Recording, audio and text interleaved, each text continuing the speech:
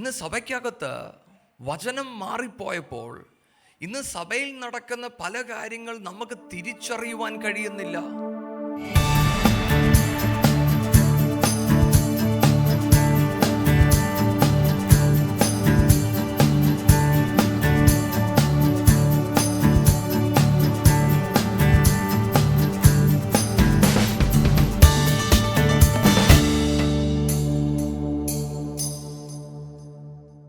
ദൈവവചനം പറയുന്നതിന് തൊട്ട് മുന്നേ ഇവിടെ ഇരിക്കുന്ന എല്ലാ വിശ്വാസികളോടും ആദ്യമായി നന്ദി പറയുന്നു. എൻ്റെ കുഞ്ഞ് കഴിഞ്ഞൊരാഴ്ച വയ്യാതായിരുന്നു. നിങ്ങളെല്ലാവരും അറിഞ്ഞു പ്രാർത്ഥിക്കുകയും ചെയ്തതിൽ ഞാൻ ദൈവത്തെ സ്തുതിക്കുന്നു. ആ ഒരു സമയത്ത് പരിശുദ്ധാത്മാവ് എന്നോട് ഇടപെട്ട ഒരു ചിന്ത നിങ്ങളോട് ഒപ്പം പറഞ്ഞിട്ട് ദൈവം എന്നെ ഏൽപ്പിച്ചിരിക്കുന്ന വചനം പറയുവാൻ ഞാൻ ആഗ്രഹിക്കുന്നു. ന്യായാധിപന്മാരുടെ പുസ്തകം 14 അതിൻ്റെ 14-ാമത്തെ വാക്യം നമുക്കൊന്ന് വായിക്കാം. അവൻ അവരോട്, ഭോക്താവിൽ നിന്ന് ഭോജനവും മല്ലനിൽ നിന്ന് മധുരവും പുറപ്പെട്ടു എന്ന് പറഞ്ഞു. എന്നാൽ കടം വീട്ടുവാൻ 3 ദിവസത്തോളം അവർക്ക് കഴിഞ്ഞില്ല. ആമേൻ. നമ്മൾ ഈ വാക്യം വായിക്കുമ്പോൾ ഇതിൻ്റെ ഒരു കോണ്ടെക്സ്റ്റ് എന്ന് പറയുന്നത് ശിംശോൻ ഫിലിസ്തീനായ ഒരു കന്യകയെ കാണാൻ പോകുന്ന ഒരു ഭാഗമാണ്. ആ സമയത്ത് സിംഹം ശിംശോനെ ആക്രമിക്കാൻ വരുന്ന ഒരു സന്ദർഭമുണ്ടായി. അപ്പം അവിടെ എഴുതിയിരിക്കുന്ന ഒരു വാക്യം ഇതാണ്: ഭോക്താവിൽ നിന്ന് എന്ന് പറഞ്ഞാൽ തന്നെ ആക്രമിക്കാൻ വന്ന സിംഹം, തന്നെ വിഴുങ്ങിക്കളയുമെന്ന് പറഞ്ഞു വന്ന സിംഹത്തെ തന്നെന്ത് ചെയ്തു? അതിനെ വലിച്ചു കീറി. ഈ പരിശുദ്ധാത്മാവ് എന്നോട് ഇടപെട്ട ഒരു ചിന്ത ഇതായിരുന്നു. പലപ്പോഴും നമ്മുടെ കഷ്ടതയുടെ നടുവിൽ, നമ്മുടെ പ്രയാസത്തിൻ്റെ നടുവിൽ നമ്മളെ വിഴുങ്ങിക്കളയുമെന്ന് പറഞ്ഞ് പിശാച് ആക്രോശിച്ചു വരുമ്പോൾ പരിശുദ്ധാത്മാവിന് നമ്മളോട് പറയുവാനുള്ളത്, ആ പിശാചിന് നമ്മളെ ഒരിക്കലും ജയിക്കുവാൻ കഴിയത്തില്ല. ഹല്ലേലൂയ. പകരം ആ പിശാചിനെ വലിച്ചു കീറുവാനുള്ള ഒരു ശക്തി പരിശുദ്ധാത്മാവ് നമ്മുടെ മേൽ തന്നിട്ടുണ്ട്. ഹല്ലേലൂയ. അതുകൊണ്ട് അവിടെ എഴുതിയിരിക്കുന്നത്, അതിൽ നിന്ന് ഭോജനവും എന്ന് പറഞ്ഞാൽ തകർന്നു പോകുമെന്ന് വിചാരിച്ച സമയത്ത് അതിനെ ജയിക്കുവാനുള്ള ഒരു കരുത്ത് പരിശുദ്ധാത്മാവ് നമ്മുടെ അകത്ത് തരും. ഹല്ലേലൂയ. തീർന്നില്ല. അവിടെ എഴുതിയിരിക്കുന്ന മല്ലനിൽ നിന്ന് മധുരവും പുറപ്പെട്ടു എന്ന് പറഞ്ഞാൽ, മല്ലൻ എന്ന് പറഞ്ഞ് നമ്മുടെ അടുത്ത് വരുന്നതിനെ, നമ്മുടെ ജീവിതത്തിൽ നമുക്ക് പ്രയാസം വരുമെന്ന് വിചാരിച്ചതിനെ, അതിൽ നിന്നൊരു മധുരം പുറപ്പെടുവിക്കുവാൻ എൻ്റെ ദൈവം ശക്തനാണ്. ഹല്ലേലൂയ. ഞാനിത് പറയുന്നതിൻ്റെ കാരണം, ഞാൻ കടന്നുപോയ വിഷയമല്ല എൻ്റെ വിഷയം. നമ്മുടെയൊക്കെ ജീവിതത്തിൻ്റെ അകത്ത് ചെറുതും വലുതുമായ പ്രശ്നങ്ങൾ വരും. അത് സ്വാഭാവികമാണ്. പലപ്പോഴും നമ്മുടെ അകത്തൊരു ചിന്തയുണ്ട്, നമ്മൾ ക്രിസ്തുവിനോട് ചേർന്ന് നടക്കുമ്പോൾ പ്രശ്നങ്ങളൊന്നും നമുക്കുണ്ടാകത്തില്ല എന്നൊരു ചിന്ത നമ്മുടെ അകത്തുണ്ട്. അതൊരിക്കലും ഉണ്ടാകാൻ പാടില്ല. കാരണം യേശു പറഞ്ഞു, നിങ്ങൾ ഈ ഭൂമിയിലായിരിക്കുമ്പോൾ പ്രയാസം കാണും. ഹല്ലേലൂയ. പക്ഷേ നമ്മളെ ബലപ്പെടുത്തുന്ന ഒരു ആത്മീയൻ്റെ ജീവിതത്തിൻ്റെ അകത്ത്, അത് ചെറുതാകട്ടെ അത് വലുതാകട്ടെ, എന്തായാലും എൻ്റെ നാഥൻ എന്നോട് ആ സന്ദർഭത്തിൽ എന്താണ് സംസാരിക്കുന്നത്, അതെപ്പോഴും ഏറ്റവും ഇമ്പോർട്ടൻ്റ് ആണ്. ഇന്ന് ഞാൻ ഈ വാക്യം പറയുന്നതിൻ്റെ കാരണം, ഇന്നിവിടെ ആരെങ്കിലും ഒരു സങ്കടത്തിൽ വിഷമത്തിലായിരിക്കുന്നുവെങ്കിൽ, നിങ്ങൾ കാണുന്ന ആ പ്രശ്നം ഒരുപക്ഷെ നിങ്ങളെ വിഴുങ്ങുമെന്ന് നിങ്ങൾക്ക് തോന്നിയാലും, ഇന്നെനിക്ക് നിങ്ങളോട് ദൂത് പറയുവാനുള്ളത്, അതിൽ നിന്ന് ഒരു ഭോജനം ദൈവം നിങ്ങൾക്ക് തരും. ഹല്ലേലൂയ. അവിടെ എഴുതിയിരിക്കുന്നത് മീറ്റ് എന്ന് എഴുതിയിരിക്കുക എന്ന് പറഞ്ഞാൽ, നിങ്ങളെ മെച്യൂർ ചെയ്യുവാൻ വേണ്ടിയേ നിങ്ങളുടെ പ്രശ്നങ്ങൾ നിങ്ങളുടെ അടുത്ത് വരത്തുള്ളൂ. ഹല്ലേലൂയ. നിങ്ങളെ വളർത്തുന്നതാണ് പ്രശ്നങ്ങൾ, നിങ്ങളെ തളർത്തുന്നതല്ല. ഹല്ലേലൂയ. നിങ്ങളുടെ ജീവിത യാത്രയ്ക്കകത്ത് നിങ്ങളെ ഒരു മധുരമാക്കി മാറ്റുന്ന ക്രിസ്തുവാണ് നിങ്ങളോട് ചേർന്ന് നടക്കുന്നത്. പലപ്പോഴും ക്രിസ്തുവിനെ അനുഗമിക്കുമ്പോൾ പലരുടെയും ഹൃദയത്തിലൊരു ചിന്തയുണ്ട്, ഈ നാഥനെ ക്രൂശെടുത്ത് അനുഗമിക്കുമ്പോൾ എൻ്റെ ജീവിതത്തിൻ്റെ അകത്ത് വരുന്ന പ്രയാസങ്ങൾ എന്നെ കൈപ്പാക്കുമെന്ന് ചിന്തിക്കുന്നവരുണ്ട്. എന്നാൽ നിങ്ങളോട് ഞാൻ ദൂത് പറയട്ടെ, നിങ്ങളുടെ ജീവിതത്തെ മധുരമാക്കുന്ന ഒരു നല്ല ക്രിസ്തു നിങ്ങളുടെ കൂടെയുണ്ട്. ഹല്ലേലൂയ. ഇന്ന് നിങ്ങളുടെ ജീവിതത്തിൽ എന്തൊരു പ്രശ്നവുമാകട്ടെ, അതിനെ ജയിക്കുവാൻ നിങ്ങൾക്ക് കഴിയും. ഹല്ലേലൂയ. ക്രിസ്തുവിനോട് ചേർന്ന് നിങ്ങൾ നടക്കുമെങ്കിൽ അതിനെ ജയിക്കുവാൻ ദൈവം നമ്മളെ സഹായിക്കട്ടെ. മറ്റൊരു വാക്യം കൂടെ നമുക്ക് വേഗം വായിക്കാം. 2 കൊരിന്ത്യർ 2 അതിൻ്റെ 14-15 വാക്യം.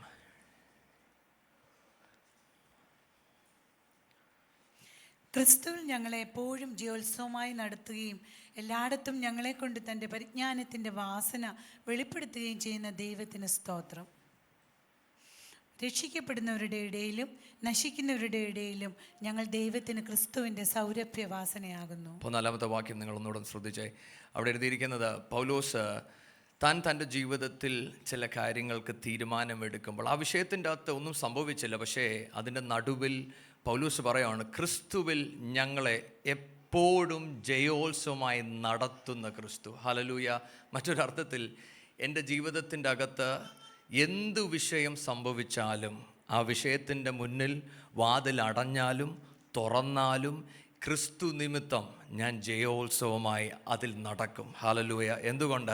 അവിടെ എഴുതിയിരിക്കുന്നത്, എല്ലായിടത്തും ഞങ്ങളെ കൊണ്ട് തൻ്റെ പരിജ്ഞാനത്തിൻ്റെ വാസന വെളിപ്പെടുത്തും എന്ന് പറഞ്ഞാൽ, നമ്മൾ ലോകക്കാരെ പോലല്ല.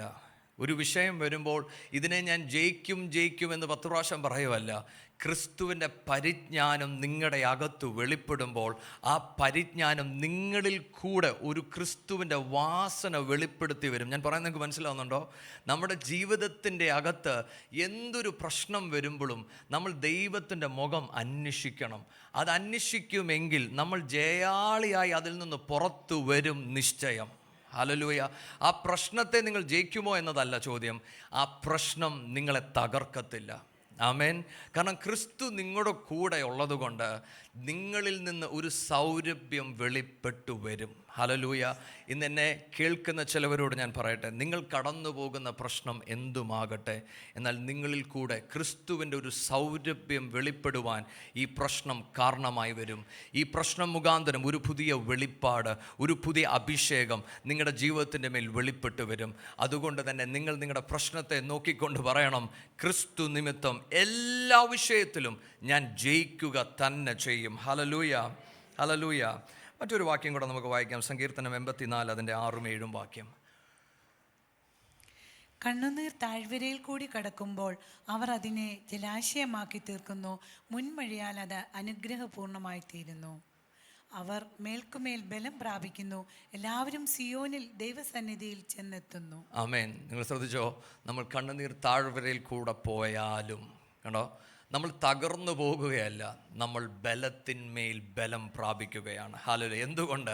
ഞാനും നിങ്ങളും സിയോനിലോട്ടുള്ളൊരു യാത്രയാണ്. ശ്രദ്ധിക്കണമേ, എൻ്റെയും നിങ്ങളുടെയും യാത്ര സിയോനെ ലക്ഷ്യം വെച്ചുകൊണ്ടുള്ള യാത്രയാണ്. അതുകൊണ്ട് തന്നെ ഈ ക്രിസ്തീയ യാത്രയ്ക്കകത്ത് എന്നെ തകർക്കുമെന്ന് പറഞ്ഞ് എൻ്റെ അടുത്ത് വരുന്നതിനോട് എനിക്ക് പറയുവാനുള്ളത് എന്താണെന്നറിയാമോ? എന്നെ എത്ര നീ തകർക്കുവാൻ നോക്കിയാലും ഞാൻ നിന്നെ ജയിക്കുക മാത്രമല്ല, ഞാൻ ബലത്തിൽ നിന്ന് ബലത്തിലോട്ട്, മഹത്വത്തിൽ നിന്ന് മഹത്വത്തിലോട്ട് നടന്നു കയറും. കാരണം ഞാൻ സിയോനിലോട്ടുള്ള ലക്ഷ്യമുള്ള യാത്രയാണ്. ഹല്ലേലൂയ. ഇന്ന് എന്നെ കേൾക്കുന്ന ഓരോ പേരോടും ഞാൻ പറയട്ടെ, നിങ്ങളുടെ ജീവിതത്തിൻ്റെ അകത്ത് നിങ്ങൾ തകർന്നു പോകുമെന്ന് തോന്നുമ്പോൾ നിങ്ങളുടെ ഹൃദയത്തിൽ നിങ്ങൾ പ്രാർത്ഥിക്കണം, ദൈവമേ എൻ്റെ ലക്ഷ്യം തെറ്റാതെ നടക്കുവാൻ ഒരു കൃപ എൻ്റെ മേൽ പകർന്നു തരണം. ഹല്ലേലൂയ. അപ്പച്ചാ, ദൈവകൃപ എൻ്റെ മേലൊന്ന് വ്യാപരിക്കണം. എന്തിന്? ഞാൻ ബലത്തിന്മേൽ ബലത്തിലോട്ട് കയറുവാൻ. ഹല്ലേലൂയ. ദൈവത്തിൻ്റെ മഹത്വം എൻ്റെ ജീവിതത്തിലൊന്ന് വെളിപ്പെടുവാൻ ഈ പ്രശ്നം കാരണമാകണമേ എന്ന് നമുക്ക് പ്രാർത്ഥിക്കാം. ഹല്ലേലൂയ. ഈ വചനം കൊണ്ട് ദൈവം നിങ്ങളെ അനുഗ്രഹിക്കട്ടെ. പരിശുദ്ധാത്മാവ് എൻ്റെ മനസ്സിൽ തന്ന ഒരു വചനം നമുക്ക് ഒരുമിച്ച് വായിക്കാം. എബ്രായർ 12 അതിൻ്റെ 2-ാമത്തെ വാക്യം. എബ്രായർ 12 അതിൻ്റെ 2-ാമത്തെ വാക്യം. വിശ്വാസത്തിൻ്റെ നായകനും പൂർത്തി വരുത്തുന്നവനുമായ യേശുവിനെ നോക്കുക. തൻ്റെ മുമ്പിൽ വെച്ചിരുന്ന സന്തോഷമോർത്ത് അവൻ അപമാനം അലക്ഷ്യമാക്കി ക്രൂശിനെ സഹിക്കുകയും ദൈവസിംഹാസനത്തിൻ്റെ വലത്തുഭാഗത്തിരിക്കുകയും ചെയ്തു. ആമേൻ. നമ്മൾ എബ്രായ പുസ്തകം പഠിക്കുമ്പോൾ കമന്റേറ്റേഴ്സ് പറയുന്നത്, യഹൂദ ക്രിസ്ത്യാനികൾ ദൈവത്തിൻ്റെ അരികിലോട്ട് വന്നു കഴിഞ്ഞപ്പോൾ അനേക പ്രശ്നങ്ങൾ അവരുടെ ജീവിതത്തിൽ വരുവാൻ തുടങ്ങി.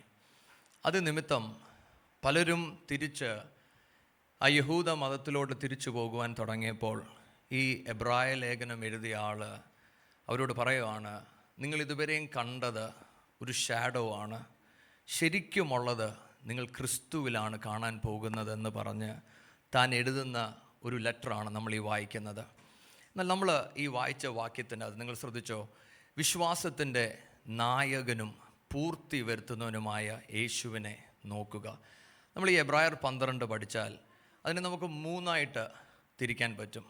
അതിലൊരു ഭാഗം ദൈവത്തിൻ്റെ കൽപ്പന, 2-ാം ഭാഗം ദൈവത്തിൻ്റെ സ്വഭാവം, 3 ദൈവത്തിൻ്റെ മുന്നറിയിപ്പ്.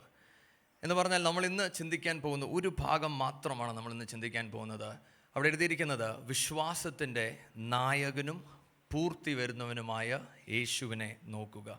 നമ്മുടെ ക്രിസ്തീയ യാത്രയ്ക്കകത്ത് നമ്മൾ ലക്ഷ്യസ്ഥാനത്ത് എത്തണമെങ്കിൽ നമ്മൾ യേശുവിൻ്റെ മുഖത്ത് നിന്ന് നമ്മൾ ഒരിക്കലും കണ്ണെടുക്കുവാൻ പാടില്ല. ഈ ബോധ്യം നമുക്കുണ്ടെങ്കിൽ പോലും അവിടെ എഴുതിയിരിക്കുന്ന ആ വാക്യം വളരെ ഇമ്പോർട്ടൻ്റ് ആണ്. അവിടെ എഴുതിയിരിക്കുന്നത് വിശ്വാസത്തിൻ്റെ നായകനായ ക്രിസ്തു. ഇന്ന് നമ്മൾ ചിന്തിക്കാൻ പോകുന്ന ചിന്ത ഇതാണ്: നമ്മളിൽ ഉളവായിരിക്കുന്ന വിശ്വാസം ക്രിസ്തുവിൽ ഉളവായതാണോ? കാരണം നമ്മുടെ ക്രിസ്തീയ യാത്രയ്ക്കകത്ത് അല്ലെങ്കിൽ നമ്മുടെ ഒരു നാച്ചുറൽ ലൈഫിൽ നമ്മൾ മനസ്സിലാക്കണം, നമുക്ക് ഒരു സാധാരണ വിശ്വാസമുണ്ട്, എ നാച്ചുറൽ ഫെയ്ത്ത്. അത് യേശുവിനെ അറിയാത്തവർക്കും അറിഞ്ഞവർക്കും എല്ലാം ഒരു വിശ്വാസമുണ്ട്. ഇന്ന് നിങ്ങളിവിടെ ഇങ്ങോട്ട് വരാൻ നേരം നിങ്ങൾ റോഡ് ക്രോസ് ചെയ്തിട്ടുണ്ടെങ്കിൽ നിങ്ങൾക്കൊരു വിശ്വാസം ഉണ്ടായിരിക്കണം, എനിക്ക് റോഡ് ക്രോസ് ചെയ്യാൻ പറ്റും. നമ്മുടെ കുഞ്ഞുങ്ങൾ പഠിക്കുമ്പോൾ അവർ ചിലപ്പോൾ നമ്മളെ അടുത്ത് പറയും, എനിക്ക് വേണ്ടി പ്രാർത്ഥിക്കണം, എനിക്ക് ഭയങ്കര ടെൻഷനുണ്ടെന്ന്. അപ്പം നമ്മളവരോട് ചോദിക്കും, നിങ്ങൾ നന്നായി പഠിച്ചില്ലേ? എല്ലാം പഠിച്ചു, റിവിഷനും ചെയ്തു, പക്ഷേ എനിക്കൊരു പേടി, ഞാൻ അവിടെ ചെല്ലുമ്പം ക്വസ്റ്റ്യൻ പേപ്പർ കിട്ടുമ്പോൾ എല്ലാം ഓർത്തിരിക്കുമോ എന്ന് പറഞ്ഞാൽ അവർക്ക് വിശ്വാസമില്ല. നിങ്ങൾ ശ്രദ്ധിക്കുന്നോ ഞാൻ പറയുന്നത്? ഞാൻ മറ്റൊരു ഉദാഹരണം പറഞ്ഞാൽ, നമ്മുടെ ഇന്ന് ഇവിടെ ലൂലു വന്നപ്പം നിങ്ങളെ എസ്കലേറ്ററിലോട്ട് നോക്കിയാൽ ചിലർ എസ്കലേറ്ററിൻ്റെ ഫ്രണ്ടിൽ കാല് വെക്കണോ കാല് വെക്കണോ എന്ന് അവരിങ്ങനെ ചിന്തിക്കും. കാരണം അവർക്ക് വിശ്വാസമില്ല, കാല് വെച്ചാൽ രണ്ട് കാലും അങ്ങ് കയറുമോ പോകുമോ വരുമോ, അല്ലേ? എന്നതുപോലെ നമ്മുടെ ജീവിതത്തിൻ്റെ അകത്ത് നമുക്ക് വിശ്വാസമില്ലാതെ ഒന്നും ചെയ്യുവാൻ പറ്റത്തില്ല. അപ്പം അതാണ് കോമൺ ഫെയ്ത്ത്. പക്ഷെ ഒരു ആത്മീയനെ സംബന്ധിച്ച് യൂദ ഇങ്ങനെ പറയുന്നത് വിശുദ്ധ വിശ്വാസം. ഇതിനാണ് എബ്രായ ലേഖനത്തിൽ ഇങ്ങനെ എഴുതിയിരിക്കുന്നത്: വിശ്വാസം കൂടാതെ നമുക്ക് ദൈവത്തെ പ്രസാദിപ്പിക്കുവാൻ കഴിയത്തില്ല.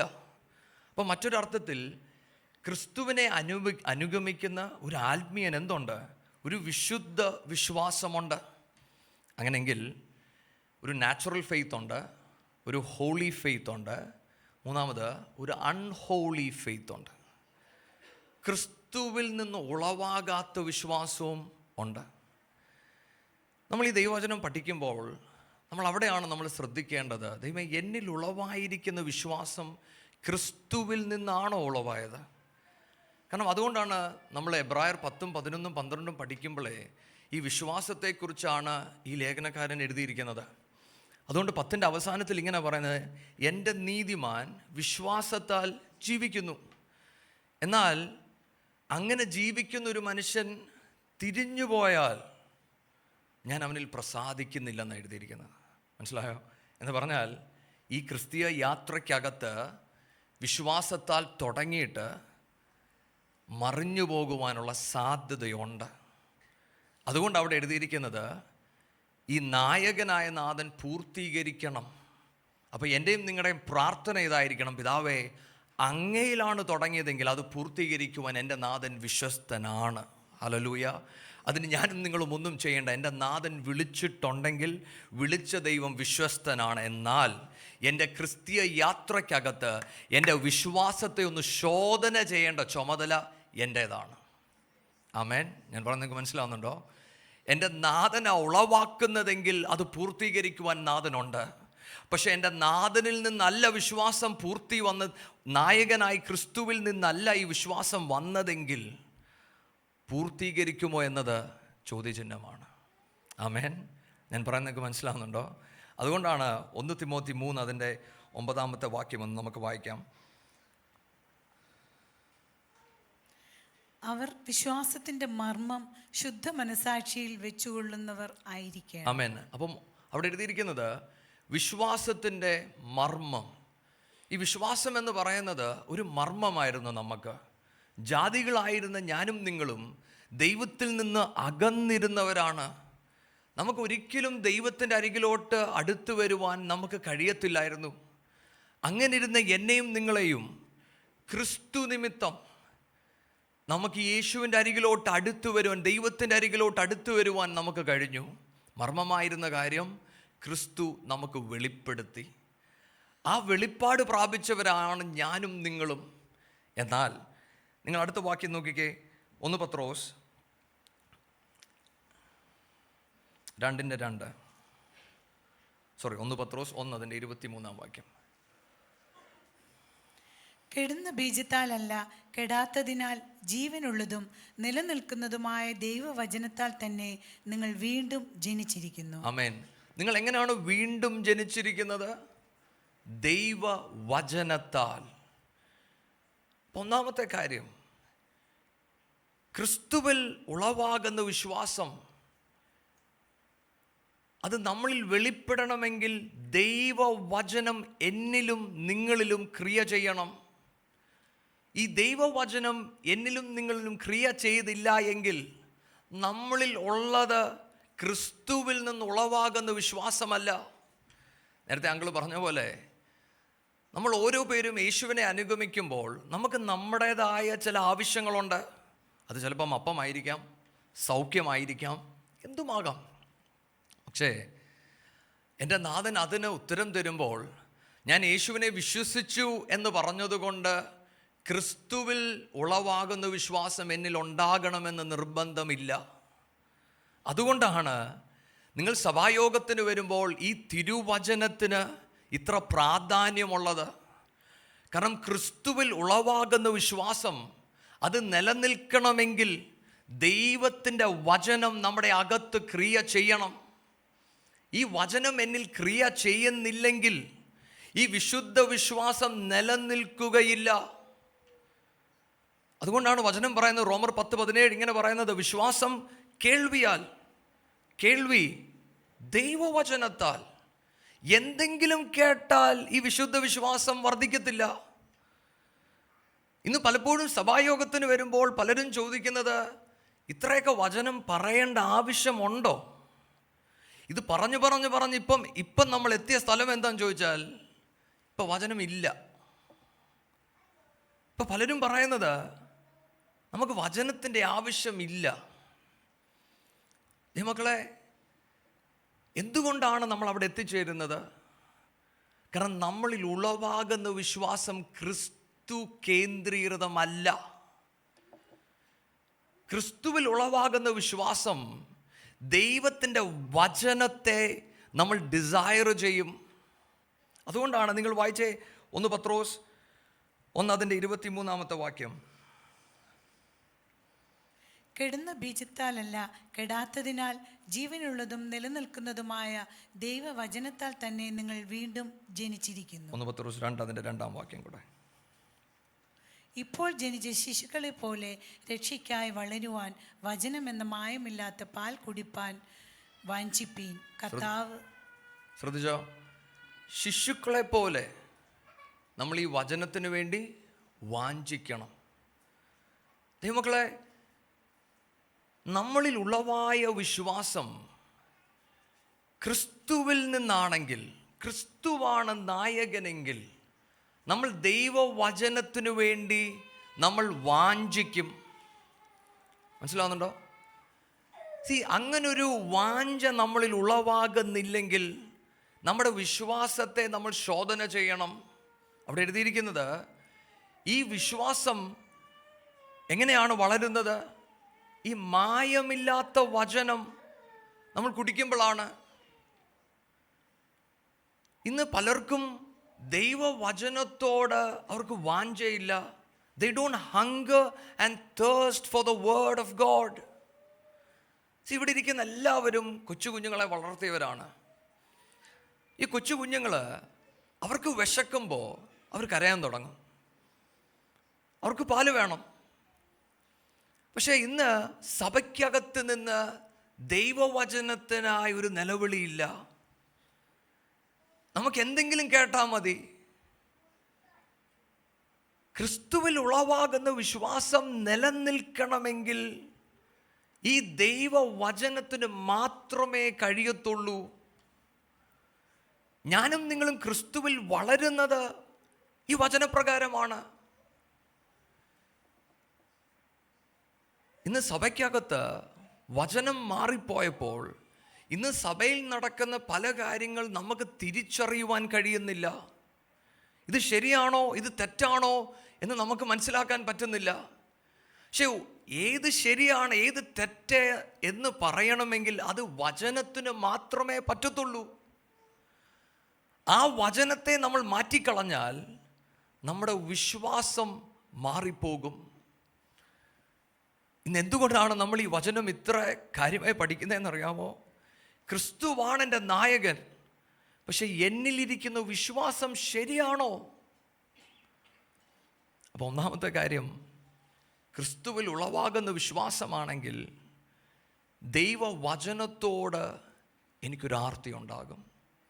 ദൈവവചനമായിരിക്കും എൻ്റെ ഫൗണ്ടേഷൻ. കാരണം ദൈവവചനമാണ് എന്നെ വീണ്ടും ജനനത്തിലോട്ട് നടത്തിയത്. അങ്ങനെങ്കിൽ ഈ ഓട്ടത്തിൻ്റെ അവസാനം വരെയും ഈ വചനം എന്നെ പോഷിപ്പിക്കണം. അതുകൊണ്ടാണ് യേശു പറഞ്ഞത്, മനുഷ്യൻ അപ്പം കൊണ്ട് മാത്രമല്ല, എൻ്റെ വായിൽ നിന്ന് വചനം കൊണ്ട് അവർ ജീവിക്കുന്നു.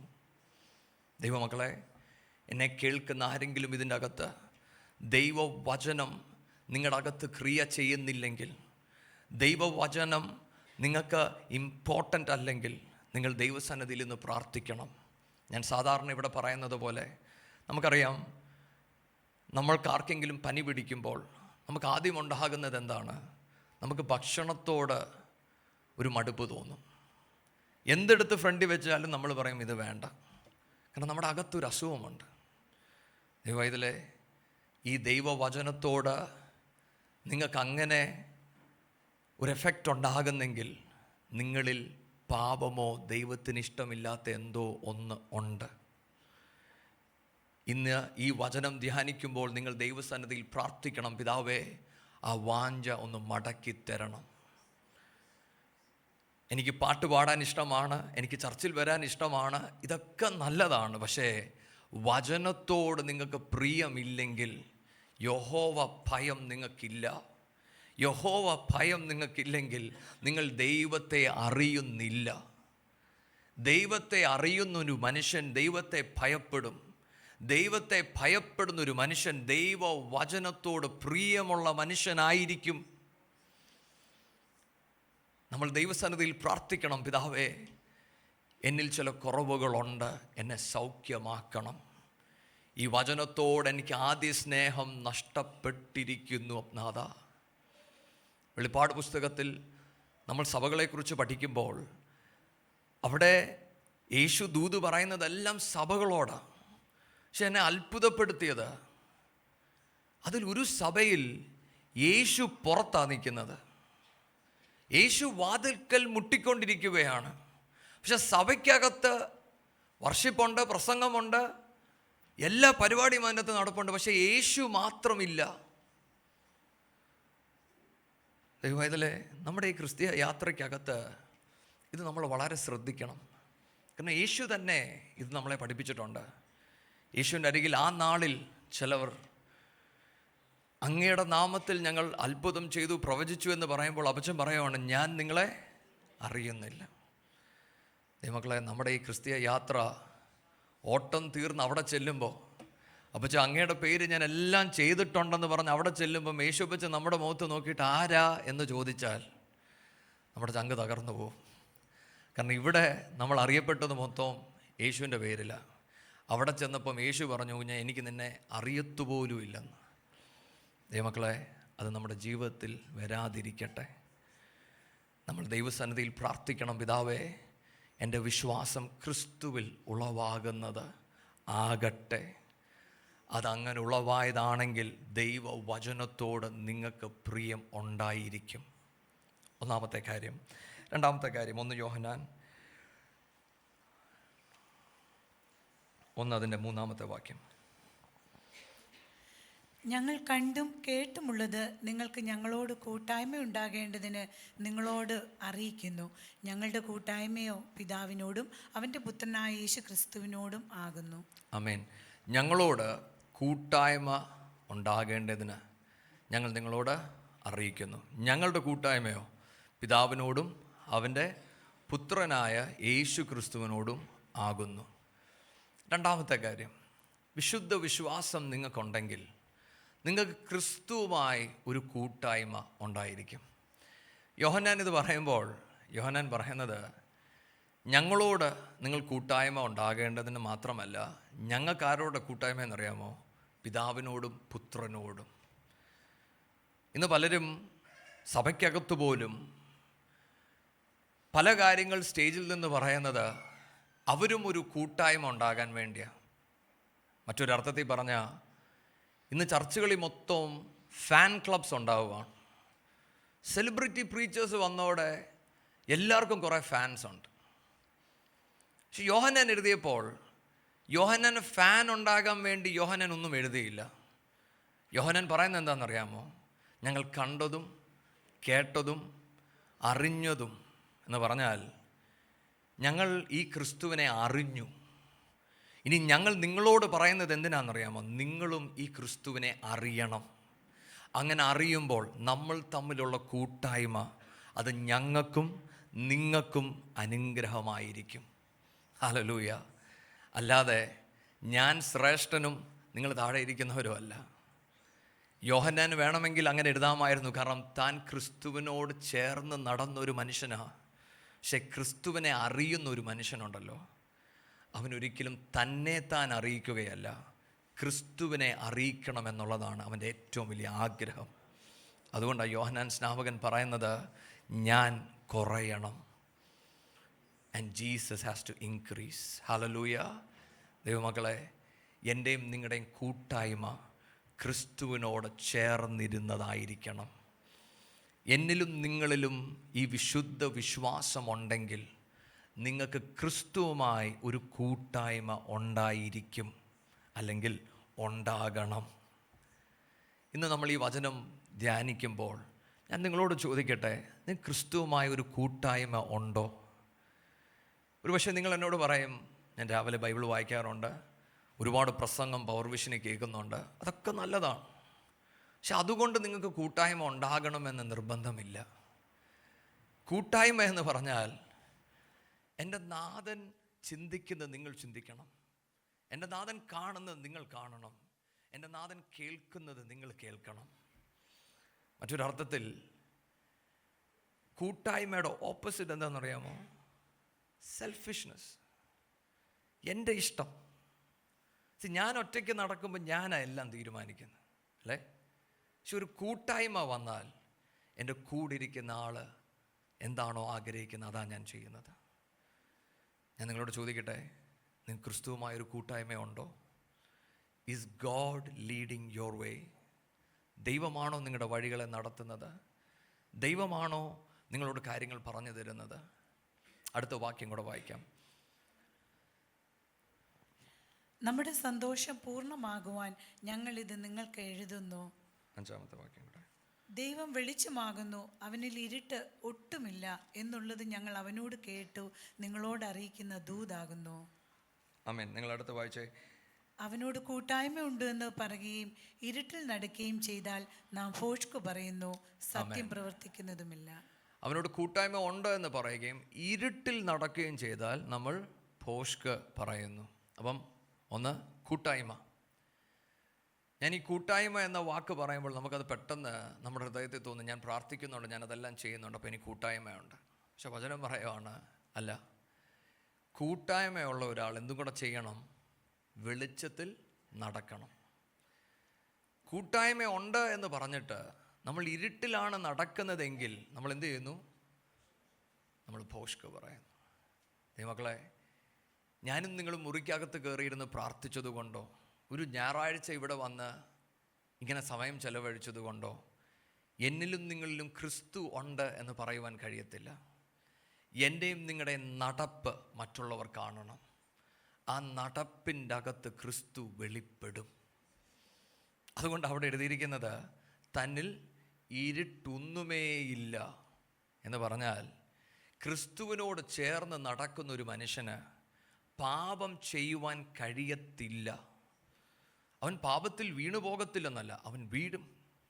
അതുകൊണ്ട് നിങ്ങൾ അടുത്ത വാക്യങ്ങൾ വായിക്കുമ്പോൾ, നിങ്ങൾ പാപത്തിൽ വീണാലും ആരുണ്ട്? നമുക്ക് ക്രിസ്തുവുണ്ട്. കാണുന്നുണ്ടോ എന്ന് പറഞ്ഞാൽ, ഞാൻ എൻ്റെ നാഥനെ അറിയുവാൻ വേണ്ടി നടക്കുമ്പോൾ ആ കൂട്ടായ്മയുടെ ബലം എന്നിൽ വെളിപ്പെടുന്നത് എങ്ങനെയാണെന്നറിയാമോ? എൻ്റെ നടപ്പിൻ്റെ അകത്ത് ദൈവം എന്നൊരു പ്രയോറിറ്റി ഉണ്ട്, ക്രിസ്തു എന്ന പ്രയോറിറ്റി എൻ്റെ ജീവിതത്തിലുണ്ട്. ഞാൻ പ്രാർത്ഥിക്കുന്നത് കൊണ്ടല്ല എനിക്ക് കൂട്ടായ്മ ഉണ്ടെന്ന് പറയുന്നത്.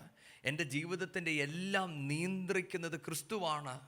ആത്മീയ കാര്യങ്ങൾ ഏതൊരു കാര്യത്തിനും എൻ്റെ അകത്തൊരു ദാഹമുണ്ട്, എനിക്കൊരു ചെയ്യാനൊരു വാഞ്ചയുണ്ട്. അല്ലാതെ ഒരു ഞായറാഴ്ച ദിവസം മാത്രമല്ല. പ്രാർത്ഥിക്കാൻ ദൈവസന്നിധിയിൽ ഇരിക്കുക എന്ന് പറയുന്നത് ഒരു ഞായറാഴ്ച മാത്രമല്ല. തിങ്കൾ മുതൽ ശനി വരെയുള്ള ദിവസങ്ങൾ ഞാൻ പ്രാർത്ഥിക്കും, ദൈവവചനം വായിക്കുവാനും ദൈവത്തിൻ്റെ ആത്മാവിൽ നടക്കുവാനും മറ്റൊരാളോട് സുവിശേഷം പറയുവാനും എൻ്റെ ഹൃദയം കത്തണം. അപ്പോഴാണ് നമ്മൾ ക്രിസ്തുവിനോട് ചേർന്ന് നടക്കുന്നത്.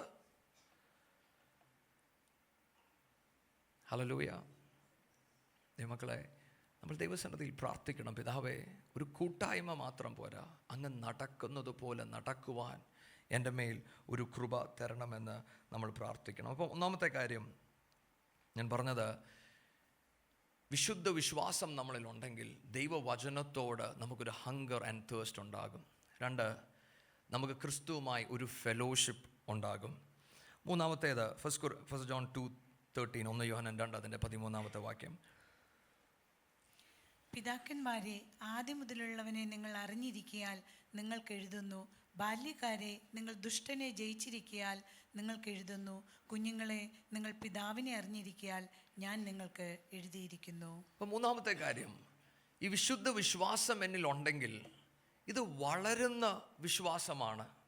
നമ്മൾ ക്രിസ്തുവിലോട്ട് വരുമ്പോൾ തിരുവചനത്തിൻ്റെ അകത്ത് പറയുന്നത് നമ്മൾ കുഞ്ഞുങ്ങളാണ്. അതുകൊണ്ടാണ് അബ്ബാ പിതാവേ എന്ന് നമ്മൾ വിളിക്കുന്നത്. എന്നാൽ കുഞ്ഞുങ്ങളായിരിക്കുന്ന ഞാനും നിങ്ങളും ഈ നാഥൻ്റെ അരികിൽ വരുമ്പോൾ നമ്മുടെ ഹൃദയത്തിലുള്ള ചിന്തകൾ എന്താണെന്ന് പറയുക, പാപത്തെക്കുറിച്ചാണ്, പാപബോധ്യത്തെക്കുറിച്ച് നമ്മുടെ അകത്ത് ചിന്തകളുണ്ടാകും. അപ്പോൾ നമ്മൾ കേൾക്കുന്ന പ്രസംഗത്തിലൊക്കെ ഈ പാപം എന്ന ചിന്ത നമ്മളെ വളരെ ചിന്തിപ്പിക്കും, നമ്മൾ പ്രാർത്ഥിക്കുവാൻ തുടങ്ങും. എന്നാൽ അതേ വചനത്തിൻ്റെ അകത്ത് എഴുതിയിരിക്കുന്നത് നിങ്ങൾ ശ്രദ്ധിച്ചോ, യൗവനക്കാരൻ, ബാല്യക്കാരൻ, നിങ്ങൾ ദുഷ്ടനെ ജയിച്ചിരിക്കയാൽ നിങ്ങൾക്ക് എഴുതുന്നു. കേട്ടോ, അപ്പം എന്നും ഞാൻ പാപത്തിൻ്റെ അകത്തല്ല, ഞാൻ ക്രിസ്തുവിൽ വളരുവാൻ തുടങ്ങുമ്പോൾ ഞാൻ അതിനെ ജയിക്കുവാൻ തുടങ്ങും. അതേ വാക്യത്തിൻ്റെ അകത്ത് എഴുതിയിരിക്കുന്നത്, നിങ്ങൾ എങ്ങനെയാണ് ഇതിനെ ജയിക്കുന്നത്? ദൈവവചനത്താൽ. അപ്പം ഞാൻ ആദ്യം ഈ വചനം എന്നോട് സംസാരിക്കുമ്പോൾ എൻ്റെ കുറവുകളാണ് ഇത് കാണിച്ചു തരുന്നതെങ്കിൽ ഞാൻ വചനം ധ്യാനിക്കും തോറും ഇതെന്നെ ബലപ്പെടുത്തുവാൻ തുടങ്ങി. ഇന്നലകളിൽ ഞാൻ തോറ്റുപോയ പാപ സ്വഭാവങ്ങൾ ഞാൻ ജയിച്ചു കയറുവാൻ തുടങ്ങി. ദൈവത്തിൽ എനിക്കൊരു കോൺഫിഡൻസ് ഉണ്ടാകുവാൻ തുടങ്ങി. ഇവിടെ ഇരിക്കുന്ന ഓരോ പേരോട് ഞാൻ ചോദിക്കട്ടെ, നിങ്ങളുടെ വിശ്വാസം ഇങ്ങനെ വളരുന്നുണ്ടോ? അതോ ഞാൻ പള്ളിയിൽ വരുവാൻ തുടങ്ങിയിട്ട് ഞാൻ വിശ്വാസത്തിലായിട്ട് 10 വർഷമായി, 15 വർഷമായി, 20 വർഷമായി എന്ന് പറഞ്ഞുകൊണ്ട് കാര്യമില്ല. നമ്മൾ നോക്കണം, ഞാൻ എവിടെയാണ് നിൽക്കുന്നത്. നമ്മുടെ ജീവിത യാത്രയ്ക്കകത്ത് നമുക്ക് അനേകവിധമായ പാപസ്വഭാവങ്ങൾ കാണും. പക്ഷേ ജയിക്കും തോറും എനിക്കുണ്ടാകുന്നൊരു ബോധ്യം എന്താണെന്നറിയാമോ? എൻ്റെ നാഥനിൽ ആശ്രയിച്ചാൽ ഒന്നിനും എന്നെ തടുക്കുവാൻ കഴിയത്തില്ല. ഹല്ലേലൂയ. അടുത്തത് പിതാക്കന്മാർ. ദൈവമക്കളെ, ഞാനും നിങ്ങളും ദൈവം ആഗ്രഹിക്കുന്നത് ദൈവരാജ്യത്തിൻ്റെ അകത്ത് നമ്മൾ പിതാക്കന്മാരായിരിക്കണം. അനേകരെ ക്രിസ്തുവിൽ നേടുക മാത്രമല്ല, അവരെ ശിഷ്യത്വത്തിലോട്ട് നയിച്ച് ദൈവരാജ്യത്തിന് പ്രയോജനമായി ഉള്ളവരാക്കി മാറ്റണം. ഞാൻ രാവിലെ പറഞ്ഞതുപോലെ സാധാരണ കല്യാണം കഴിച്ച് 1-2 വർഷം കഴിയുമ്പോൾ ബന്ധുക്കളും എല്ലാവരും ചോദിക്കും, ഇങ്ങനെ നടന്നാൽ മതിയോ എന്ന് ചോദിക്കും, അല്ലേ? ചിലവർ ഓടിപ്പോകുന്നതൊക്കെ കണ്ടിട്ടുണ്ട്. ഞാൻ പറയായിരുന്നു പാസ്റ്ററുകളുടെ അടുത്ത്, നമ്മുടെ സഭയ്ക്കകത്ത് ഇനി ഇങ്ങനെ ചോദിക്കണം, ഒരു 1-2 വർഷം കഴിയുമ്പം ആരെയും വിളിച്ചോണ്ട് വന്നില്ലേ എന്ന് നമ്മൾ ചോദിക്കണം. കാരണം നമ്മൾ ഭയങ്കര കംഫർട്ടബിളാണ്. നമ്മൾ ഞായറാഴ്ച വരുന്നു, നമുക്ക് അസൈൻ ചെയ്തൊരു ചെയറുണ്ട്, നമ്മൾ അതിൽ കയറിയിരുന്നു, കൈയൊക്കെ കൊട്ടി പാട്ടുപാടി തിരിച്ച് വീട്ടിൽ പോയി. നമുക്ക് അതുപോരാ. നമ്മൾ സാക്ഷി പറയുമ്പോൾ നമ്മൾ പറയും, എൻ്റെ യേശു എനിക്ക് വേണ്ടി വലിയ കാര്യങ്ങൾ ചെയ്തെന്ന്. നല്ലത്. ഈ നാഥൻ ഇത്ര വലിയ കാര്യങ്ങൾ ചെയ്തുവെങ്കിൽ ഈ നാഥനെക്കുറിച്ചൊരു 2 പേരോട് പറയുവാൻ എൻ്റെ മനസ്സ് തുറന്നിരിക്കണം. അവിടെയാണ് എൻ്റെ നാഥൻ അറിയുന്നത് അവന് ഞാൻ ചെയ്ത കാര്യം അവന് വെച്ചുകൊണ്ടിരിക്കാൻ പറ്റുന്നില്ല. നിങ്ങളൊന്ന് ആലോചിച്ച് നോക്കി, ഇന്ന് നമ്മളൊരു മീഡിയയുടെ വേൾഡാണ് എന്നല്ലേ. യൂട്യൂബിലെ വീഡിയോസ് കാരണം നമുക്ക് സമയമില്ല. റീൽസ് 1 മിനിറ്റ് നോക്കി മണിക്കൂറുകളാണ് പോകുന്നത്. ഒരുപാട് പേർക്ക് അബദ്ധം, ഞങ്ങൾക്കും അബദ്ധം പറ്റിയിട്ടുണ്ട്, എനിക്കറിയാം. ചില യൂട്യൂബേഴ്സ് ഓരോ ഹോട്ടലിൻ്റെ തരും നല്ല ഭക്ഷണമെന്ന് പറയും, ഭയങ്കര വലിയ ഭക്ഷണം. ഓടിച്ചെന്ന് അവിടെ പോയി കഴിക്കുമ്പോഴാണ് ഒന്നിനും കൊള്ളത്തില്ല. പക്ഷെ എന്നതുകൊണ്ടും നമ്മളിത് റീൽസ് നോക്കുന്ന നിർത്തുന്നില്ല, പിന്നെയും നോക്കിക്കൊണ്ടിരിക്കുക. പക്ഷെ എന്തുകൊണ്ടാണ്? നമ്മളൊരു ഭക്ഷണം നമുക്കിഷ്ടം, ഉടനെ അവർ പറഞ്ഞ റിവ്യൂ എഴുതാൻ പറയും, അല്ലേ? ഞാൻ നിങ്ങളോട് ചോദിക്കട്ടെ, യേശുവിൻ്റെ കൂടെ നടക്കാൻ തുടങ്ങിയ നമ്മുടെ റിവ്യൂ എന്താണ്? നമ്മളൊരു ഭക്ഷണം കഴിച്ചാൽ നല്ലതാണെങ്കിൽ നമ്മൾ രണ്ടുപേരോട് പറയും നല്ല ഭക്ഷണമായിരുന്നു അവിടെ നിന്ന്. പക്ഷെ യേശു എൻ്റെ ജീവിതത്തിൽ വന്നപ്പോൾ എനിക്കുണ്ടായ അനുഗ്രഹം എന്താണ്? പക്ഷെ അതൊരു കാറ് കിട്ടിയെന്നോ ഒരു വീട് കിട്ടിയെന്നോ ഒരു ജോലി കിട്ടിയെന്നോ എന്നതിനേക്കാൾ അപ്പുറമായി എൻ്റെ നാഥനോട് ചേർന്ന് നടക്കുമ്പോൾ എൻ്റെ അനുഗ്രഹം. ഇന്ന് പലപ്പോഴും നമുക്കിത് പറയുവാൻ കഴിയാത്തതിൻ്റെ കാരണം നമ്മൾ ക്രിസ്തുവിൽ വളരുന്നില്ല എന്നതുകൊണ്ടാണ്. കാരണം നമ്മുടെ അനുഗ്രഹങ്ങളെല്ലാം നമ്മൾ കാണുന്നത് എങ്ങനെയാണെന്നറിയാമോ? ഭൗതിക കണ്ണുകളിൽ കൂടെയാണ്. ഞാൻ കുറച്ചുകൂടെ മുന്നോട്ട് വരുമ്പോൾ ഞാനത് പറയാം. പക്ഷേ ഇന്ന് ഈ ഒരു ഭാഗം നമ്മൾ ചിന്തിക്കുമ്പോൾ നമുക്ക് അന്യോന്യം ഒന്ന് പ്രാർത്ഥിക്കാം, ചിന്തിക്കാം. പിതാവേ, ഈ വിശുദ്ധ വിശ്വാസത്തിൽ ഞാൻ വളരുന്നുണ്ടോ? എൻ്റെ നാഥൻ ആഗ്രഹിക്കുന്ന പോലെ ഞാൻ വളരുന്നുണ്ടോ? മക്കളെ, നമ്മൾ ദൈവശബ്ദത്തോട് നമ്മൾ പ്രതികരിക്കണം. എന്നോടും നിങ്ങളോടും ദൈവം സംസാരിക്കുമ്പോൾ നമ്മൾ പ്രതികരിക്കണം. അവിടെയാണ് നമ്മൾ വളരുന്നത്.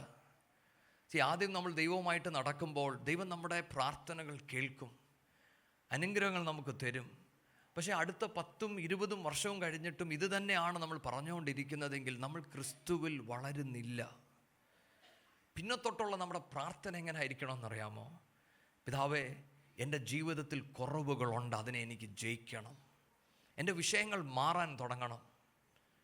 അവിടെ നിന്ന് മാറിയൊരു പിതാവാകുമ്പോൾ അപ്പാ എൻ്റെ കൂടെ നടക്കുന്നവരുണ്ട്, അപ്പോൾ അവർക്ക് മാതൃകയായി ജീവിക്കുവാൻ എൻ്റെ മേലൊരു കൃപ പകരണം. ദൈവമേ, അവരെ നീ സഹായിക്കണം, പാപത്തിൽ നിന്ന് അവരെ വിടുവിക്കണം. അവർക്ക് വേണ്ടിയാണ് നമ്മുടെ പ്രാർത്ഥന. പക്ഷെ നമ്മുടെ പ്രാർത്ഥനാ ലിസ്റ്റുകൾ എന്ന് തുടങ്ങിയോ ആ തുടങ്ങിയെടുത്ത് തന്നെ ഇന്നും നമ്മൾ പലപ്പോഴും നിൽക്കുക. ദൈവമേ, ഞാനും എൻ്റെ കുടുംബവും അനുഗ്രഹിക്കണം. അപ്പച്ചനുള്ള അനുഗ്രഹങ്ങളെല്ലാം നമുക്ക് തന്നിട്ടും നമ്മുടെ പ്രാർത്ഥന മാറുന്നില്ല.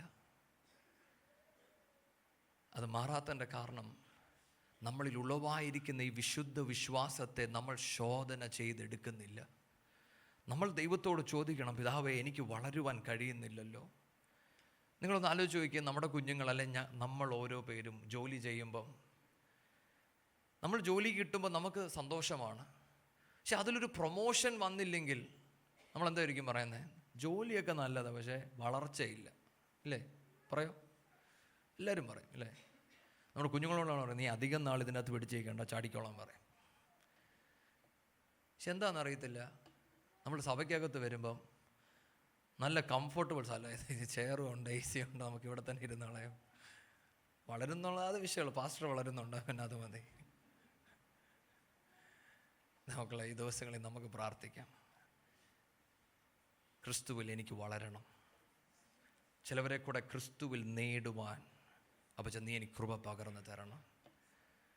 ഒരു പിതാവായി നടക്കുവാൻ, അപ്പോൾ മറ്റുള്ളവർക്ക് മാതൃകയായി നടക്കുവാൻ ദൈവം എന്നെ സഹായിക്കണമേ എന്ന് നമുക്ക് പ്രാർത്ഥിക്കാം. അടുത്തത് 1 യോഹന്നാൻ 2:15 വാക്യം. ലോകത്തെയും ലോകത്തിലുള്ളതിനെയും സ്നേഹിക്കരുത്. ഒരുവൻ ലോകത്തെ സ്നേഹിക്കുന്നുവെങ്കിൽ അവനിൽ പിതാവിൻ്റെ സ്നേഹമില്ല. ആമേൻ. അടുത്തത്, എന്നിൽ ഉളവായിരിക്കുന്നത് വിശുദ്ധ വിശ്വാസമാണെങ്കിൽ ഈ വിശ്വാസം എന്നെ ലോകത്തിലോട്ടല്ല അടുപ്പിക്കുന്നത്, മറിച്ച് ലോകത്തിൽ നിന്ന് എന്നെ അകറ്റും. ഞാൻ പറയുന്നത് മനസ്സിലാവുന്നുണ്ടോ? അവിടെ എഴുതിയിരിക്കുന്നത്, ലോകവും ലോകത്തിലുള്ളത് എന്തെങ്കിലും ഞാൻ സ്നേഹിച്ചാൽ എന്നിൽ എന്തില്ല? പിതാവിൻ്റെ സ്നേഹമില്ല. ഒരു കോട്ടുണ്ട്, ഒരു കപ്പൽ കടലിൽ മുങ്ങിപ്പോകുന്ന എപ്പോഴാണെന്നറിയാമോ? ആ വെള്ളം കപ്പലിൻ്റെ അകത്ത് കയറുമ്പോൾ. എന്നതുപോലെ എന്നെയും നിങ്ങളെയും ദൈവം ആക്കിയത് ഈ ലോകത്താണ്. ലോകത്ത് നമുക്ക് ആവശ്യങ്ങളുണ്ട്, പക്ഷെ ലോകം എൻ്റെ അകത്ത് കയറിയാൽ ഞാൻ മുങ്ങിപ്പോകും. ഞാൻ പറയുന്നത് മനസ്സിലാവുന്നുണ്ടോ? നമ്മൾ ഈ വാക്യം പഠിക്കുമ്പോൾ വായിക്കുമ്പോൾ ഒരുപക്ഷെ നമ്മുടെ ഹൃദയത്തിൻ്റെ അകത്ത് നമുക്കൊരു ചിന്തയുണ്ട്, ദൈവമേ, ഞാൻ ഈ ലോകത്തല്ലേ, എനിക്ക് ആവശ്യങ്ങളില്ലേ? പല കാര്യങ്ങളും ഞാൻ ചെയ്യണ്ടേ? ചെയ്യണം. നിങ്ങൾ ചെയ്യേണ്ടതൊക്കെ നിങ്ങൾ ചെയ്യണം. പക്ഷെ ചെയ്യുമ്പോഴൊക്കെ നമ്മൾ ദൈവസന്നിധിയിൽ പ്രാർത്ഥിക്കണം, പിതാവേ, ഈ ലോക സ്നേഹം എന്നെ നിയന്ത്രിക്കുവാൻ ഇടവരരുത്. ദൈവമക്കളെ, നിങ്ങൾ നിങ്ങളുടെ പ്രാർത്ഥന മുറിക്കകത്ത് കയറുമ്പോൾ ലോകത്തിലെ ചിന്തകളാണ് നിങ്ങളെ പ്രാർത്ഥനയിൽ നയിക്കുന്നതെങ്കിൽ ഇത് വിശുദ്ധ വിശ്വാസമല്ല. ഞാനതാ നിങ്ങളോട് പറഞ്ഞത്. എൻ്റെ നാഥനോട് ഞാൻ അടുക്കുമ്പോൾ എനിക്ക് ലോകപരമായ ചില ആവശ്യങ്ങളുണ്ട്. എന്നാൽ ഞാൻ ക്രിസ്തുവിൽ വളരും തോറും ലോകചിന്തകൾ എന്നിൽ നിന്ന് മാറുവാൻ തുടങ്ങും. അവൻ്റെ രാജ്യവും നീതിയും ഞാൻ അന്വേഷിക്കുവാൻ തുടങ്ങും. കാരണം ദൈവവചനം പറയുന്നത്, കുഞ്ഞേ, നീ അത് അന്വേഷിക്കുമ്പോൾ നിനക്ക് ആവശ്യമുള്ളതൊക്കെ നിന്നെ തേടി വരും. കാരണം ദൈവത്തിൻ്റെ രാജ്യവും ദൈവത്തിൻ്റെ ഇഷ്ടവുമാണ് ഒരു ഭക്തനെ സംബന്ധിച്ച് വലുത്. ഇന്ന് നമ്മൾ ദൈവസന്നിധിയിൽ ഒന്ന് പ്രാർത്ഥിക്കണം, പിതാവേ, എൻ്റെ പ്രാർത്ഥന എങ്ങനെയുണ്ട്? എൻ്റെ നടപ്പെങ്ങനുണ്ട്? എൻ്റെ ഈ ക്രിസ്തീയ ജീവിതം എങ്ങനുണ്ട്? ഈ ലോകവും ലോകത്തിൻ്റെ കാര്യങ്ങളുമാണ് നമ്മളെ ഭരിക്കുന്നതെങ്കിൽ നമ്മളിൽ ഉളവായിരിക്കുന്ന വിശ്വാസത്തെ നമ്മൾ ശോധന ചെയ്യണം. നമ്മൾ ദൈവസന്നിധിയിൽ പ്രാർത്ഥിക്കണം, പിതാവേ, നിൻ്റെ കൃപ എൻ്റെ മേലൊന്ന് വെളിപ്പെടണം. എന്തിന്? ഈ ലോകത്തിലെ കാര്യങ്ങൾ എന്നിൽ നിന്നൊന്ന് മാറണം. എനിക്കറിയാം ഇത് പ്രാർത്ഥിക്കാൻ ഭയങ്കര പാടുള്ള ഒരു കാര്യമല്ലേ. നമ്മൾ ഇതേ വാക്യത്തിൻ്റെ അകത്ത് വായിക്കുമ്പോൾ നമുക്കൊരു ഓട്ടക്കളമുണ്ട്. അവിടെ ഓടണമെങ്കിൽ ഇംഗ്ലീഷിൻ്റെ അകത്ത് എഴുതിയിരിക്കുന്ന ഒരു വേർഡ് സ്ട്രിപ്പ് എന്നാണ്. എന്ന് പറഞ്ഞാൽ ഓടുന്ന ആരും ഒരു ബാഗ് തൂക്കിക്കൊണ്ട് ഓടത്തില്ല, അല്ലേ? നിങ്ങൾക്കറിയാലോ അല്ലേ? ഈ സ്ട്രിപ്പ് എന്ന് പറയുന്നത് നമ്മൾ പലപ്പോഴും പ്രാർത്ഥിക്കും, ദൈവമേ, എനിക്ക് ആവശ്യമില്ലാത്ത സംതിങ് ദാറ്റ് ഇസ് ബാഡ്, അത് സ്ട്രിപ്പ് ചെയ്യണോ? നല്ലല്ല, നിനക്ക് ആവശ്യമുള്ളത് മാത്രം മതി. മനസ്സിലാവുന്നുണ്ടോ? നല്ലതായാലും തീയതായാലും എൻ്റെ ഓട്ടക്കളത്തിൽ എൻ്റെ ലക്ഷ്യത്തിൽ നിന്ന് എന്നെ മാറ്റുന്നതൊക്കെ അപ്പം എന്നെ ഒന്ന് സ്ട്രിപ്പ് ഓഫ് ചെയ്യണം. അതാ പ്രാർത്ഥന.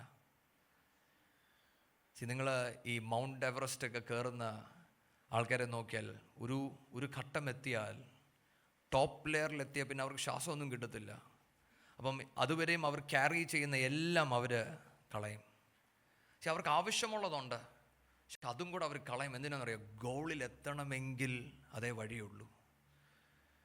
ഞാനെന്താ ഈ പറയുന്നതെന്നറിയാമോ? ഈ വിശുദ്ധ വിശ്വാസത്തിൽ ഞാനും നിങ്ങളും ജീവിക്കുമ്പോൾ ഇന്നലകളിൽ ദൈവം നിങ്ങൾക്ക് തുറന്ന ചില അനുഗ്രഹങ്ങൾ ത്യജിക്കേണ്ടി വരും.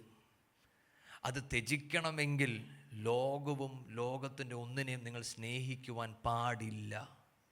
ഹല്ലേലൂയ. ഈ ബോധ്യം നമ്മുടെ അകത്ത് നിർബന്ധമായും ഉണ്ടായിരിക്കണം. ഇന്ന് പലരോടും ദൈവത്തിന് ചില ദൂതുകൾ കൈമാറുവാൻ കഴിയാത്തതിൻ്റെ കാരണം അവർ ലോകത്തിൻ്റെ അകത്തിരിക്കുന്നത് കൊണ്ടാണ്. ദൈവവചനത്തിൻ്റെ അകത്ത് നീതിമാനായ ലോത്തിനെ കുറിച്ച് പറയുമ്പോൾ ലോത്ത് എന്തുകൊണ്ടാണ് വലഞ്ഞു പോയെന്നറിയാമോ? താൻ നീതിമാനായ ഒരു മനുഷ്യനാണ്, പക്ഷേ ലോകം തൻ്റെ അകത്തിരിപ്പുണ്ട്. ദൈവമക്കളെ, ഇന്ന് നമ്മൾ ദൈവസന്നിധിയിൽ പ്രാർത്ഥിക്കണം, പിതാവേ, നീതിയോട് നടക്കുക മാത്രമല്ല, ഓട്ടത്തെ പൂർത്തീകരിക്കുവാൻ എൻ്റെ മേലൊരു കൃപ പകർന്നു തരണം. ഹല്ലേലൂയ. അതായിരിക്കണം നമ്മുടെ പ്രാർത്ഥന. അടുത്തത്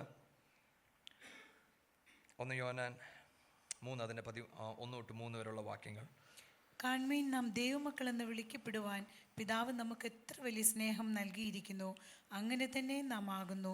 ലോകം അവനെ അറിഞ്ഞിട്ടില്ലായകൊണ്ട് നമ്മെയും അറിയുന്നില്ല. പ്രിയമുള്ളവരെ, നാം ഇപ്പോൾ ദൈവമക്കളാകുന്നു.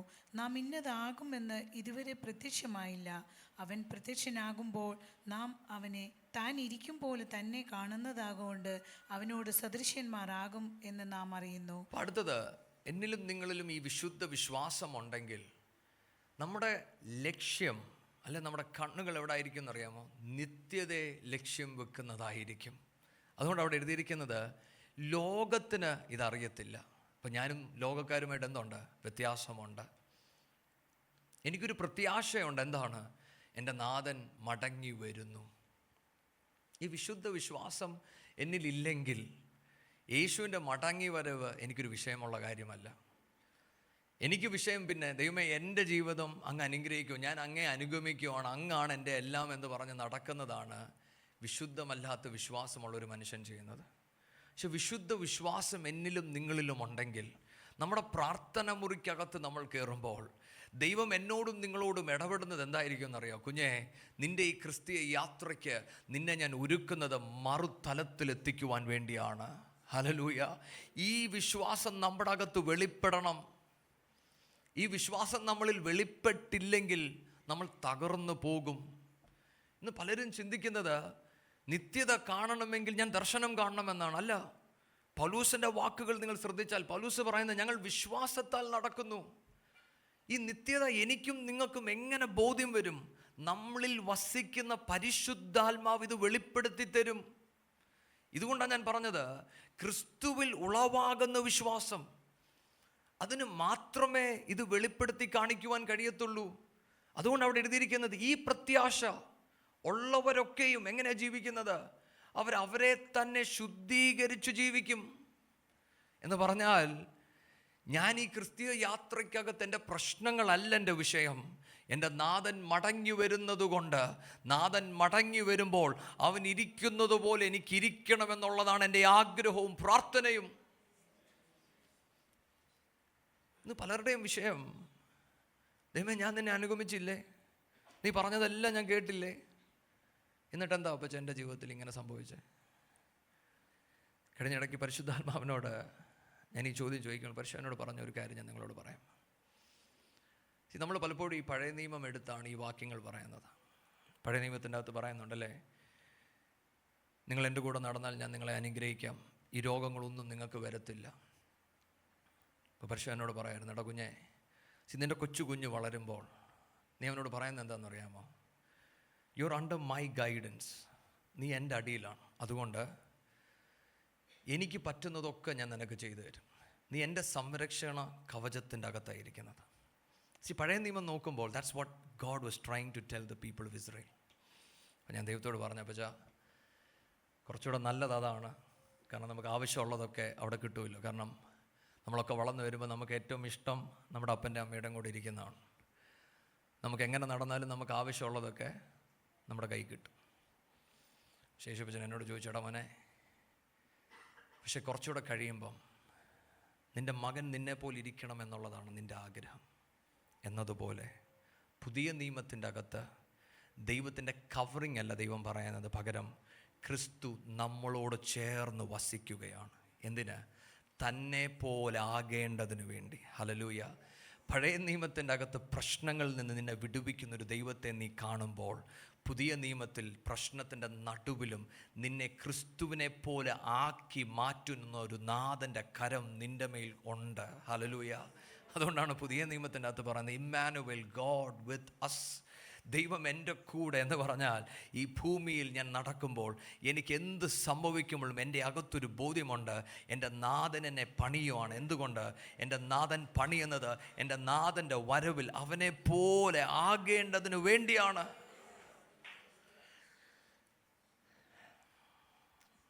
അടുത്തത് 1 യോഹന്നാൻ 4:15 വാക്യം. യേശു ദൈവപുത്രൻ എന്ന 1 യോഹന്നാൻ 4:1-5 വാക്യം. പ്രിയമുള്ളവരെ, കള്ളപ്രവാചകന്മാർ പലരും ലോകത്തിലേക്ക് പുറപ്പെട്ടിരിക്കയാൽ ഏത് ആത്മാവിനെയും വിശ്വസിക്കാതെ ആത്മാക്കൾ ദൈവത്തിൽ നിന്നുള്ളവയോ എന്ന് ശോധന ചെയ്യുവീൻ. ആമേൻ. അടുത്തത്, നമുക്ക് ഈ വിശുദ്ധ വിശ്വാസം എന്നിലും നിങ്ങളും ഉണ്ടെങ്കിൽ, നിങ്ങൾ ആ വാക്യം ദയവായി നിങ്ങൾ ശ്രദ്ധിക്കണം. എല്ലാ ആത്മാവിനെയും വിശ്വസിക്കരുത്, നിങ്ങൾ ശോധന ചെയ്യുക തന്നെ ചെയ്യണം. ഇന്ന് പലരും പറഞ്ഞ് ഞാൻ കേൾക്കുന്നുണ്ട്, ദൈവത്തിൻ്റെ ആത്മാവ് ഇവിടെ പ്രവർത്തിക്കുവാണ്, നമ്മുടെ മനസ്സും ഹൃദയം അങ്ങ് തുറന്നിട്ട് കൊടുക്കണമെന്ന്. ദൈവമക്കളെ, ഇത് ദൈവവചനമല്ല. ദൈവവചനം പറഞ്ഞത്, കുഞ്ഞുങ്ങളെ, കള്ളപ്രവാചകന്മാർ എവിടെ ഉണ്ട്? അകത്തുണ്ട്. അതുകൊണ്ട് നിങ്ങൾ ശോധന ചെയ്യണം. കാരണം ദൈവത്തിൽ നിന്നല്ലാത്ത ആത്മാക്കളുണ്ട്. എന്തുകൊണ്ടാണ് പലപ്പോഴും സഭയ്ക്ക് ഇത് തിരിച്ചറിയാൻ കഴിയാത്തതെന്ന് ഞാൻ അത്ഭുതപ്പെടാറുണ്ട്. കാരണം സഭയ്ക്കകത്ത് പല തരത്തിലുള്ള ദുരാത്മാക്കളുണ്ട് എന്ന് വചനം പല പ്രാവശ്യം പറഞ്ഞിട്ടും കാണുന്ന എല്ലാത്തിനും നമ്മൾ തലയാട്ടി കൊടുത്താൽ നമ്മുടെ അകത്ത് വന്ന് കയറുന്നത് എന്താണെന്ന് നമുക്ക് തിരിച്ചറിയുവാൻ കഴിയത്തില്ല. എന്നാൽ അതുകൊണ്ട് നമ്മൾ ദൈവസന്നിധി പ്രാർത്ഥിക്കണം, പിതാവേ, ഞാൻ സഭയ്ക്കകത്ത് വരുമ്പോൾ, ഞാനിന്ന് പ്രസംഗിക്കുമ്പോൾ പോലും നിങ്ങൾ പ്രാർത്ഥിക്കണം, ദൈവമേ, ഈ വചനപ്രകാരമാണോ ഈ പ്രസംഗം നടക്കുന്നത്? ഞാൻ എന്ത് വലിയ കാര്യം ചെയ്താലും, ഞാൻ പ്രസിഡന്റിനോട് പോയി സംസാരിച്ചെന്ന് പറഞ്ഞാലും അതൊന്നും വിഷയമുള്ള കാര്യമല്ല. കാരണം എന്നിൽ വസിക്കുന്ന പരിശുദ്ധാത്മാവ്, ആ നാഥൻ എനിക്കൊരു കോഴ്സ് വെച്ചിട്ടുണ്ട്, അത് ഓടി തികയ്ക്കുന്നതാണ് എൻ്റെ ലക്ഷ്യം. ആ ലക്ഷ്യം തെറ്റിക്കുന്ന ഒന്നും എനിക്ക് പറ്റത്തില്ല. അതിനി എത്ര വലിയ കാര്യം ചെയ്യാമെന്ന് പറഞ്ഞാലും, ഇനി എന്തൊക്കെ ചെയ്ത് തരാമെന്ന് പറഞ്ഞാലും, എൻ്റെ ലക്ഷ്യം ഒന്ന് മാത്രമേ ഉള്ളൂ, എൻ്റെ നാഥനെ പ്രസാദിപ്പിച്ച് അവിടെ എത്തിച്ചേരുക. ഹല്ലേലൂയ. ഈ ബോധ്യം നമ്മുടെ അകത്തുണ്ടായിരിക്കണം. അടുത്ത വാക്യം 1:4 അതിൻ്റെ 2-ാമത്തെ വാക്യം. ദൈവാത്മാവിനെ ഇതിനാൽ അറിയാം, യേശുക്രിസ്തു ജഡത്തിൽ വന്നു എന്ന് സ്വീകരിക്കുന്ന ആത്മാവൊക്കെയും ദൈവത്തിൽ നിന്നുള്ളത്. ആമേൻ. യേശുക്രിസ്തു ജഡത്തിൽ വന്നു എന്ന് സ്വീകരിക്കുന്ന ആത്മാവൊക്കെയും ദൈവത്തിൽ നിന്നുള്ളത്. ഞാൻ പല കമൻട്രീസ് നോക്കിയപ്പം വ്യത്യസ്തമായ ഇൻ്റർപ്രിട്ടേഷന് തരുന്നുണ്ടെങ്കിലും പരിശുദ്ധാത്മാവ് എന്നോട് പറഞ്ഞ ഒരു കാര്യം ഞാൻ നിങ്ങളോട് പറയാം. നമ്മൾ എങ്ങനെയാണ് ശോധന ചെയ്യുന്നത്? നമ്മൾ കേൾക്കുന്ന പ്രസംഗങ്ങളിലൊക്കെ ഇന്ന് പലരും അവരുടെ ജീവിതത്തിൽ നടക്കുന്ന വലിയ കാര്യങ്ങൾ, സൂപ്പർ നാച്ചുറൽ ആയിട്ടുള്ള കാര്യങ്ങൾ കേൾക്കുമ്പോൾ നമ്മൾ പെട്ടെന്ന്, അയ്യോ, ദൈവം ഇവരുടെ കൂടി ഇരിക്കുന്നു എന്നൊരു തോന്നൽ നമ്മുടെ അകത്ത് വരും. പക്ഷെ അവിടെ എഴുതിയിരിക്കുന്നത് യേശു ജഡത്തിൽ വന്നു എന്ന് പറഞ്ഞാൽ, എൻ്റെ നാഥൻ ഈ ഭൂമിയിൽ ജഡത്തിൽ ജീവിക്കുമ്പോൾ he lived a natural life. അതിലങ്ങനെ വലിയ സംഭവങ്ങളൊന്നും നടന്നില്ല, സംഭവ വികാസങ്ങളൊന്നും നടന്നില്ല. എനിക്ക് വന്നൊരു ബോധ്യം ഞാൻ നിങ്ങളോട് പറയാം. ഞാൻ പല പ്രസംഗങ്ങൾ കേൾക്കുമ്പോൾ പലരും പറയുന്ന കാര്യങ്ങളുണ്ട്. ദൂതൻ അവിടെ പ്രത്യക്ഷപ്പെട്ടു, സ്വപ്നത്തിൽ പ്രത്യക്ഷപ്പെടുന്നു. ഇതെല്ലാം നല്ലതാണ്. ബൈബിളിൻ്റെ അകത്ത് ദർശനത്തെക്കുറിച്ചും സ്വപ്നത്തെക്കുറിച്ചും ഒക്കെ പറയുന്നത് നമ്മൾ കാണാറുണ്ട്, കേൾക്കാറുണ്ട്. പക്ഷെ എന്നെ അത്ഭുതപ്പെടുത്തിയത് എന്താണെന്നറിയാമോ? പരിശുദ്ധാത്മാവ് എന്നോട് പറഞ്ഞു, കുഞ്ഞ്, നീ മിഷണറി കഥകളെടുത്ത് വായിച്ചേ.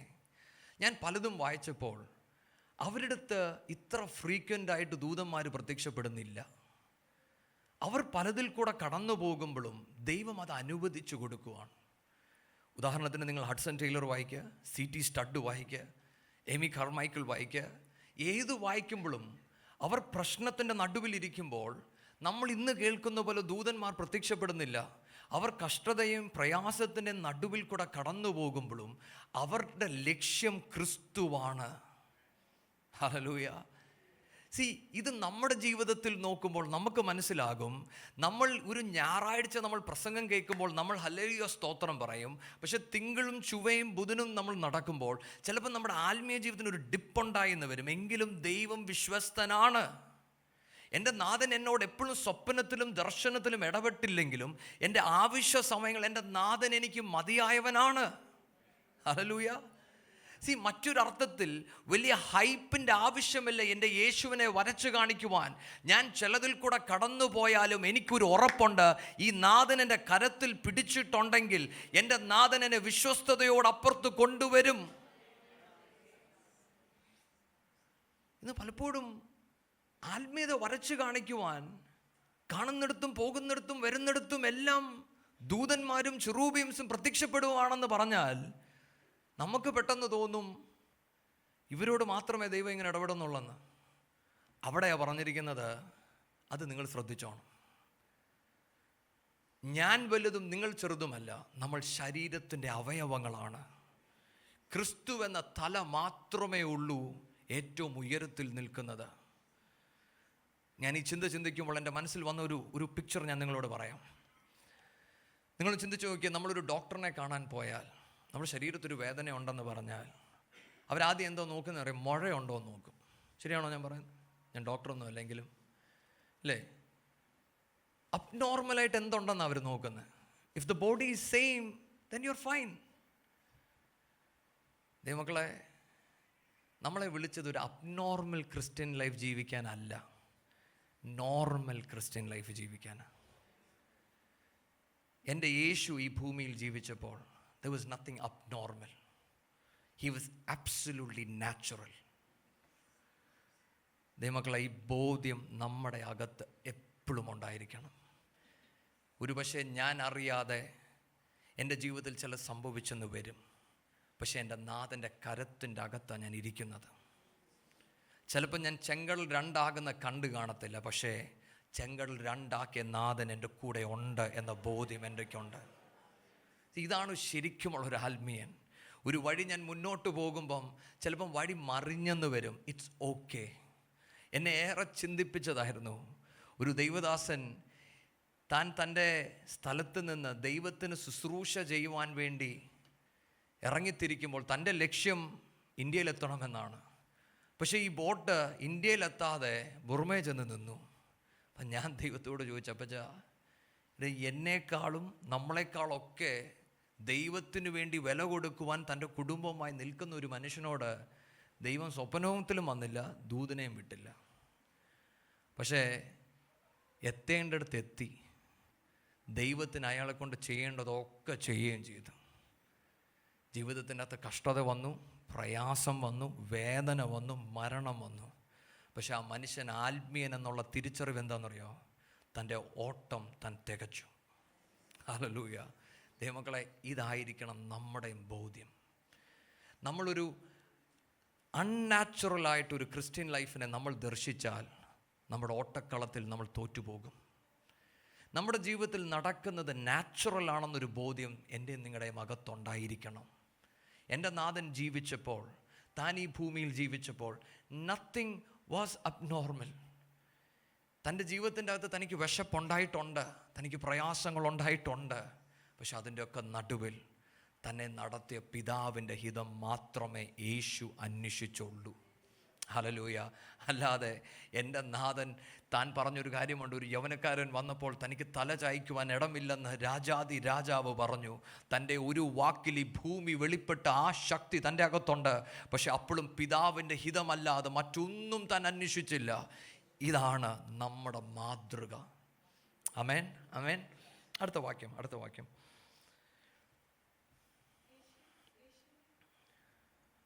യേശുവിനെ സ്വീകരിക്കാത്ത യാതൊരു ആത്മാവും ദൈവത്തിൽ നിന്നുള്ളതല്ല, അത് എതിർ ക്രിസ്തുവിൻ്റെ ആത്മാവ് തന്നെ.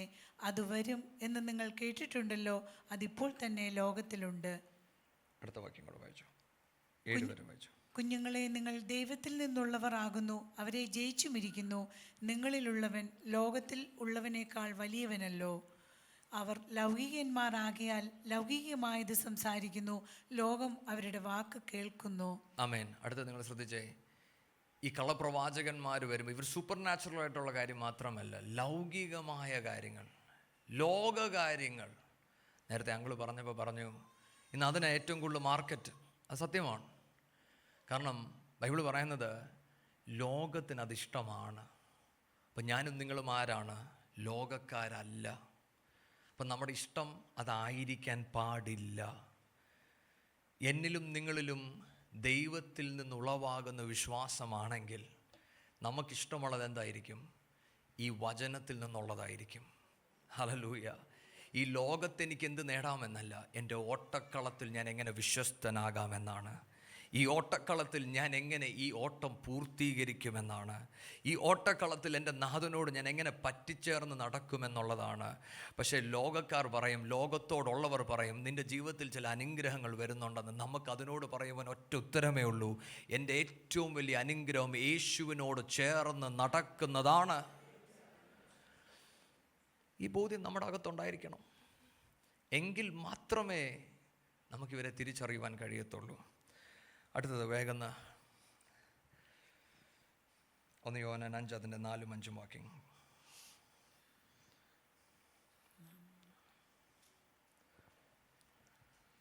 കുഞ്ഞുങ്ങളെ, നിങ്ങൾ ദൈവത്തിൽ നിന്നുള്ളവരാകുന്നു, അവരെ ജയിച്ചുമിരിക്കുന്നു. ദൈവത്തിൽ നിന്ന് ജനിച്ചതൊക്കെ ലോകത്തെ ജയിക്കുന്നു. ലോകത്തെ ജയിച്ച ജയമോ നമ്മുടെ വിശ്വാസം തന്നെ. ലോകത്തെ ജയിച്ച ജയമോ നമ്മുടെ വിശ്വാസം തന്നെ. ഇതേത് വിശ്വാസം? ക്രിസ്തുവിൽ വിശ്വസിക്കുന്ന വിശ്വാസം. ഹല്ലേലൂയ. ഇതെന്തിനെക്കുറിച്ചാണ് പറയുന്നതെന്നറിയാമോ? എൻ്റെയും നിങ്ങളുടെയും ഉള്ള ഈ ക്രിസ്തീയ യാത്രയ്ക്കകത്ത് ലോകത്ത് നമുക്ക് പലവിധമായ പ്രശ്നങ്ങൾ വന്നാലും നമ്മളിൽ ഉളവായിരിക്കുന്ന വിശ്വാസം അതിനെ ജയിപ്പിക്കുവാൻ മതിയായതാണ്. ഹല്ലേലൂയ. ഞാൻ ക്രിസ്തുവിൽ ജനിച്ചിരിക്കുന്നത് കൊണ്ട് ക്രിസ്തുവിനെ മറികടന്ന് എൻ്റെ ജീവിതത്തിൽ ഒന്നും സംഭവിക്കത്തില്ല എന്നൊരു ബോധ്യം നിങ്ങളുടെ അകത്തുണ്ടായിരിക്കണം. അത് ക്യാൻസർ ആകട്ടെ, അത് രോഗമാകട്ടെ, അത് ബലഹീനതയാകട്ടെ, അതെന്തു വന്നാലും എൻ്റെ യേശുവിൻ്റെ മുന്നിൽ അത് നിൽക്കും. ഹല്ലേലൂയ. ആ ബോധ്യം നമ്മുടെ അകത്തുണ്ടായിരിക്കണം. ആ ബോധ്യം നിങ്ങളുടെ അകത്തുളവാകുമ്പോൾ നിങ്ങൾ കടന്നു പോകുന്ന പ്രശ്നത്തെ നിങ്ങൾ ജയിക്കുക തന്നെ ചെയ്യും. ഹല്ലേലൂയ. വേഗം നമുക്ക് എബ്രായർ 11 ഞാൻ വേഗം ഒന്ന് നിങ്ങളുടെ ശ്രദ്ധയെ കൊണ്ടുവരട്ടെ. ഞാൻ ഇതുവരെയും പറഞ്ഞത് നമ്മളിൽ ഈ വിശുദ്ധ വിശ്വാസമുണ്ടെങ്കിൽ നമ്മളിൽ ഉണ്ടാകുന്ന ഗുണങ്ങളാണ് ഞാൻ പറഞ്ഞത്. നമ്മുടെ ജീവിതത്തെ എപ്പോഴും നമ്മളിങ്ങനെ ശോധന ചെയ്തുകൊണ്ടിരിക്കണം. എന്നിൽ ഈ ഉളവായിരിക്കുന്ന വിശ്വാസം ലോകത്തെ സ്നേഹിക്കുന്നുണ്ടോ? ഞാൻ പലതും കേൾക്കുമ്പോൾ ഞാൻ ശോധന ചെയ്യുന്നുണ്ടോ? എന്നിലുള്ള ഈ വിശ്വാസം ദൈവവചനത്തെ ഇമ്പോർട്ടൻ്റായി കാണുന്നുണ്ടോ? ഈ ചോദ്യങ്ങൾ നമ്മളെപ്പോഴും ചോദിക്കണം. പക്ഷേ നമ്മൾ ദൈവവചനം വായിക്കുമ്പോൾ ഞാൻ നിങ്ങളോട് നേരത്തെ പറഞ്ഞു, എബ്രായ ലേഖന കർത്താവ് ഇത് 9, 10, 11, 12 അവിടെയൊക്കെ താൻ വിശ്വാസത്തെക്കുറിച്ച് പറഞ്ഞുകൊണ്ടാണ് ഈ വരുന്നത്. നമുക്ക് ആ ഒരു ഭാഗം ഒന്ന് എടുത്തിട്ട് ഞാൻ അതിനെക്കുറിച്ച് നിങ്ങളത് പറയാം. എബ്രായർ 9 അതിൻ്റെ അവസാനത്തെ വാക്യം ഒന്ന് വായിക്കാമോ? ക്രിസ്തുവും അങ്ങനെ തന്നെ അനേകരുടെ പാപങ്ങളെ ചുമപ്പാൻ ഒരിക്കൽ അർപ്പിക്കപ്പെട്ടു. എബ്രായർ 10 അതിൻ്റെ 37, 38, 39 വാക്യങ്ങൾ. ദൈവേഷ്ടം ചെയ്ത് വാഗ്ദത്തം പ്രാപിപ്പാൻ സഹിഷ്ണുത നിങ്ങൾക്ക് ആവശ്യം. ഇനി എത്രയും അല്പകാലം കഴിഞ്ഞിട്ട് വരുവാനുള്ളവൻ വരും, താമസിക്കുകയുമില്ല. എന്നാൽ എൻ്റെ നീതിമാൻ വിശ്വാസത്താൽ ജീവിക്കും. പിന്മാറുന്നുവെങ്കിൽ എൻ്റെ ഉള്ളത്തിന് അവനിൽ പ്രസാദമില്ല. നാമോ നാശത്തിലേക്ക് പിന്മാറുന്നവരുടെ കൂട്ടത്തിലല്ല, വിശ്വസിച്ച് ജീവരക്ഷ പ്രാപിക്കുന്നവരുടെ കൂട്ടത്തിലത്രേ ആകുന്നു. ആമേൻ. നിങ്ങളവിടെ ശ്രദ്ധിച്ചോ? അവിടെ എഴുതിയിരിക്കുന്നത് എൻ്റെ നീതിമാൻ വിശ്വാസത്താൽ ജീവിക്കും, പിന്മാറുന്നുവെങ്കിൽ എൻ്റെ ഉള്ളത്തിന് അവന് പ്രസാദം ഇല്ല. നമ്മൾ എന്തിനാണ് ഈ ദൈവവചനം ഇങ്ങനെ പഠിച്ചത്? കാരണം എന്നെയും നിങ്ങളെയും കുറിച്ചുള്ള ദൈവത്തിൻ്റെ ഹിതം നീതിമാൻ വിശ്വാസത്താൽ ജീവിക്കും. എൻ്റെയും നിങ്ങളുടെയും വിശ്വാസം ക്രിസ്തുവിൽ നിന്നുളവായതാണെങ്കിൽ ഈ വിശ്വാസം നിലനിർത്തുവാൻ എൻ്റെ ദൈവം വിശ്വസ്തനാണ്. ഹല്ലേലൂയ. അതുകൊണ്ട് അടുത്ത് അവിടെ എഴുതിയിരിക്കുക, നിങ്ങൾ പിന്മാറിയാലോ ദൈവം അതിൽ പ്രസാദിക്കുന്നില്ല. തീർന്നില്ല. നാമോ നാശത്തിലേക്ക് പിന്മാറുന്നവരുടെ കൂട്ടത്തിലല്ല, വിശ്വസിച്ച് ജീവരക്ഷ പ്രാപിക്കുന്നവരുടെ കൂട്ടത്തിലത്രേ ആകുന്നു. എന്ന് പറഞ്ഞാൽ നമ്മളൊരു യാത്ര ചെയ്തുകൊണ്ടിരിക്കുകയാണ്. നിങ്ങളത് വിട്ടുകളയരുത്. നിങ്ങളുടെ വിശ്വാസത്തെ നിങ്ങൾ വിട്ടുകളയരുത്. നിങ്ങളുടെ കൂടെ നടക്കുന്നവർ ഈ വിശ്വാസത്തെ മുറുകെ പിടിക്കുന്നവരാണ്. ആരാണ് ഈ കൂട്ടർ? അതാണ് 11ാമത്തെ വാക്യത്തിൽ നമ്മൾ വായിക്കുമ്പോൾ നമ്മൾ കാണുന്നത്. നമ്മൾ സാധാരണ പറയും ദ ഹീറോസ് ഓഫ് ഫെയ്ത്ത്. ഞാൻ ഈ ഭാഗം ചിന്തിച്ചപ്പോൾ നമ്മൾ വാക്യങ്ങളൊന്നും എടുക്കുന്നില്ല, ചില ചിന്തകൾ മാത്രം പറഞ്ഞ് ഞാൻ വേഗം നിർത്താം. നമ്മളവിടെ ആദ്യം കാണുന്നത് ആബേലിനെയും കായീനെയുമാണ്. എന്താണ് നമ്മളവിടെ കാണുന്നതെന്ന് അറിയാമോ? ഒരു വ്യത്യസ്തമായ ആരാധന. ആബേലും കായീൻ്റെയും ജീവിതം നോക്കുമ്പോൾ അവരുടെ ജീവിതത്തിൻ്റെ അകത്ത് ഇതുവരെയും നടന്നൊരു ആരാധനയല്ല. ക്രിസ്തുവിനെ അറിഞ്ഞപ്പോൾ, ആ വിശ്വാസം അവരിൽ ഉളവായപ്പോൾ അവരുടെ ആരാധനയ്ക്കൊരു വ്യത്യാസം. അടുത്ത് നമ്മൾ ഈനോക്കിനെ കാണുന്നു, വ്യത്യസ്തമായ ഒരു നടപ്പ്. നോഹയെ കാണുന്നു, വ്യത്യസ്തമായ ഒരു പണി. ശ്രദ്ധിക്കുന്നോ? അടുത്തത് അബ്രഹാമിനെ കാണുന്നു, ഒരു വ്യത്യസ്തമായ വേർപാട്. അടുത്തത് മോശ, ഒരു വ്യത്യസ്തമായ വിളി. ഹല്ലേലൂയ. ഞാൻ പറയാൻ നിങ്ങൾ ശ്രദ്ധിക്കുന്നോ? എൻ്റെയും നിങ്ങളുടെയും ഉള്ള ഈ ക്രിസ്തീയ യാത്രയ്ക്കകത്ത് ദൈവമക്കളെ, നമ്മുടെ ആരാധനയ്ക്ക് ഒരു വ്യത്യാസമുണ്ടായിരിക്കണം. നമ്മുടെ നടപ്പിന് ഒരു വ്യത്യാസമുണ്ടായിരിക്കണം. നിങ്ങൾ ഈ വാക്യങ്ങളൊക്കെ വായിച്ചാൽ നിങ്ങൾ ഒരു കാര്യം ശ്രദ്ധിക്കും. ഇവരെല്ലാവരുടെയും ആരാധനയും നടപ്പും എല്ലാം ഒരു ചൂണ്ടുവിരൽ കാണിക്കുന്നുണ്ട് നമ്മളെ. എന്താണെന്നറിയാമോ? എബ്രായർ 11 അതിൻ്റെ 13ാമത്തെ വാക്യം. ഇവർ എല്ലാവരും വാഗ്ദത്ത നിവൃത്തി പ്രാപിക്കാതെ ദൂരത്തു നിന്ന് അത് കണ്ട് അഭിവന്ദിച്ചും ഭൂമിയിൽ തങ്ങൾ അന്യരും പരദേശികളുമെന്ന് ഏറ്റുപറഞ്ഞുകൊണ്ട് വിശ്വാസത്തിൽ മരിച്ചു. ആമേൻ. നിങ്ങൾ ശ്രദ്ധിച്ചോ? ഇവരുടെ ആരാധന, ഇവരുടെ നടപ്പ്, ഇതെല്ലാം നമ്മളെ ചൂണ്ടിക്കാണിക്കുന്ന എന്താണെന്നറിയാമോ? ഞാനും നിങ്ങളും ഈ ഭൂമിയിൽ ഒന്നുമല്ല, നമ്മൾ അന്യരാണ്, നമ്മൾ പരദേശിയാണ്. എന്ന് പറഞ്ഞാൽ എനിക്കൊരു വീട് മറു സൈഡിലുണ്ടെന്ന് മനസ്സിലാവുന്നുണ്ടോ? ആബയിൽ പറയുന്നതും അതാണ്, ഈനോക്ക് പറയുന്നതും അതാണ്, നോഹ പറയുന്നതും അതാണ്, മോശ പറയുന്നതും. എല്ലാവർക്കും ഒരു ശബ്ദത്തിൽ നമ്മളോട് പറയുവാൻ ഒന്നേ ഉള്ളൂ. എന്താണെന്നറിയാമോ? ഇവിടെ അല്ല നമ്മുടെ ശാശ്വതമായി ഒന്നും ഇരിക്കുന്നത്. ഇംഗ്ലീഷിൻ്റെ അകത്ത് നിങ്ങൾ ആ വാക്ക് വായിച്ചാൽ 3 വാക്യങ്ങൾ എഴുതിയിരിക്കുന്നത്. ദേ കൺഫെസ്ഡ്, ദേ എംപ്രൈസ്ഡ് ഇറ്റ് എന്നാണ് പറഞ്ഞത്. എന്ന് പറഞ്ഞാൽ അവരുടെ ജീവിത യാത്രയ്ക്കകത്ത് അവരെപ്പോഴും അവരെ തന്നെ ബോധ്യപ്പെടുത്തുന്ന ഒന്നുണ്ട്: നമ്മൾ ഈ ഭൂമിയിൽ അന്യരാണ്, പരദേശികളാണ്. അവർക്ക് എന്ത് ലഭിക്കുമ്പോഴും, ഏത് അനുഗ്രഹം വരുമ്പോഴും, ദൈവം അവർക്ക് എന്ത് ചെയ്യുമ്പോഴും അവരെ തന്നെ ഒന്ന് ഓർമ്മപ്പെടുത്തും, എൻ്റെ ഈ ജീവിതം ഈ ഭൂമിയിലേക്കുള്ളതല്ല, ഞാൻ ഈ ഭൂമിയിൽ ഒരു അന്യനാണ്, ഞാനൊരു പരദേശിയാണ്. ഹല്ലേലൂയ. അതുകൊണ്ട് അവരുടെ ആരാധനയ്ക്കൊരു വ്യത്യാസം. ഹനോക്കിനെ കുറിച്ച് പറയുമ്പോൾ നമ്മളവിടെ വായിക്കുന്നുണ്ടോ, താൻ ദൈവത്തിൻ്റെ കൂടെ നടന്നു. എന്നിട്ട് തനിക്ക് കിട്ടിയ സാക്ഷ്യം എന്താ? ദൈവം അവനിൽ പ്രസാദിക്കുന്നു. കാണുന്നോ?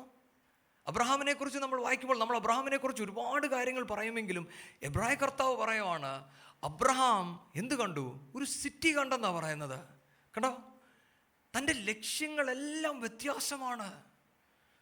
ഇത് ആരെക്കുറിച്ചാണ് നമ്മൾ പറയുന്നത്? പഴയ നിയമവിശ്വാസികൾ.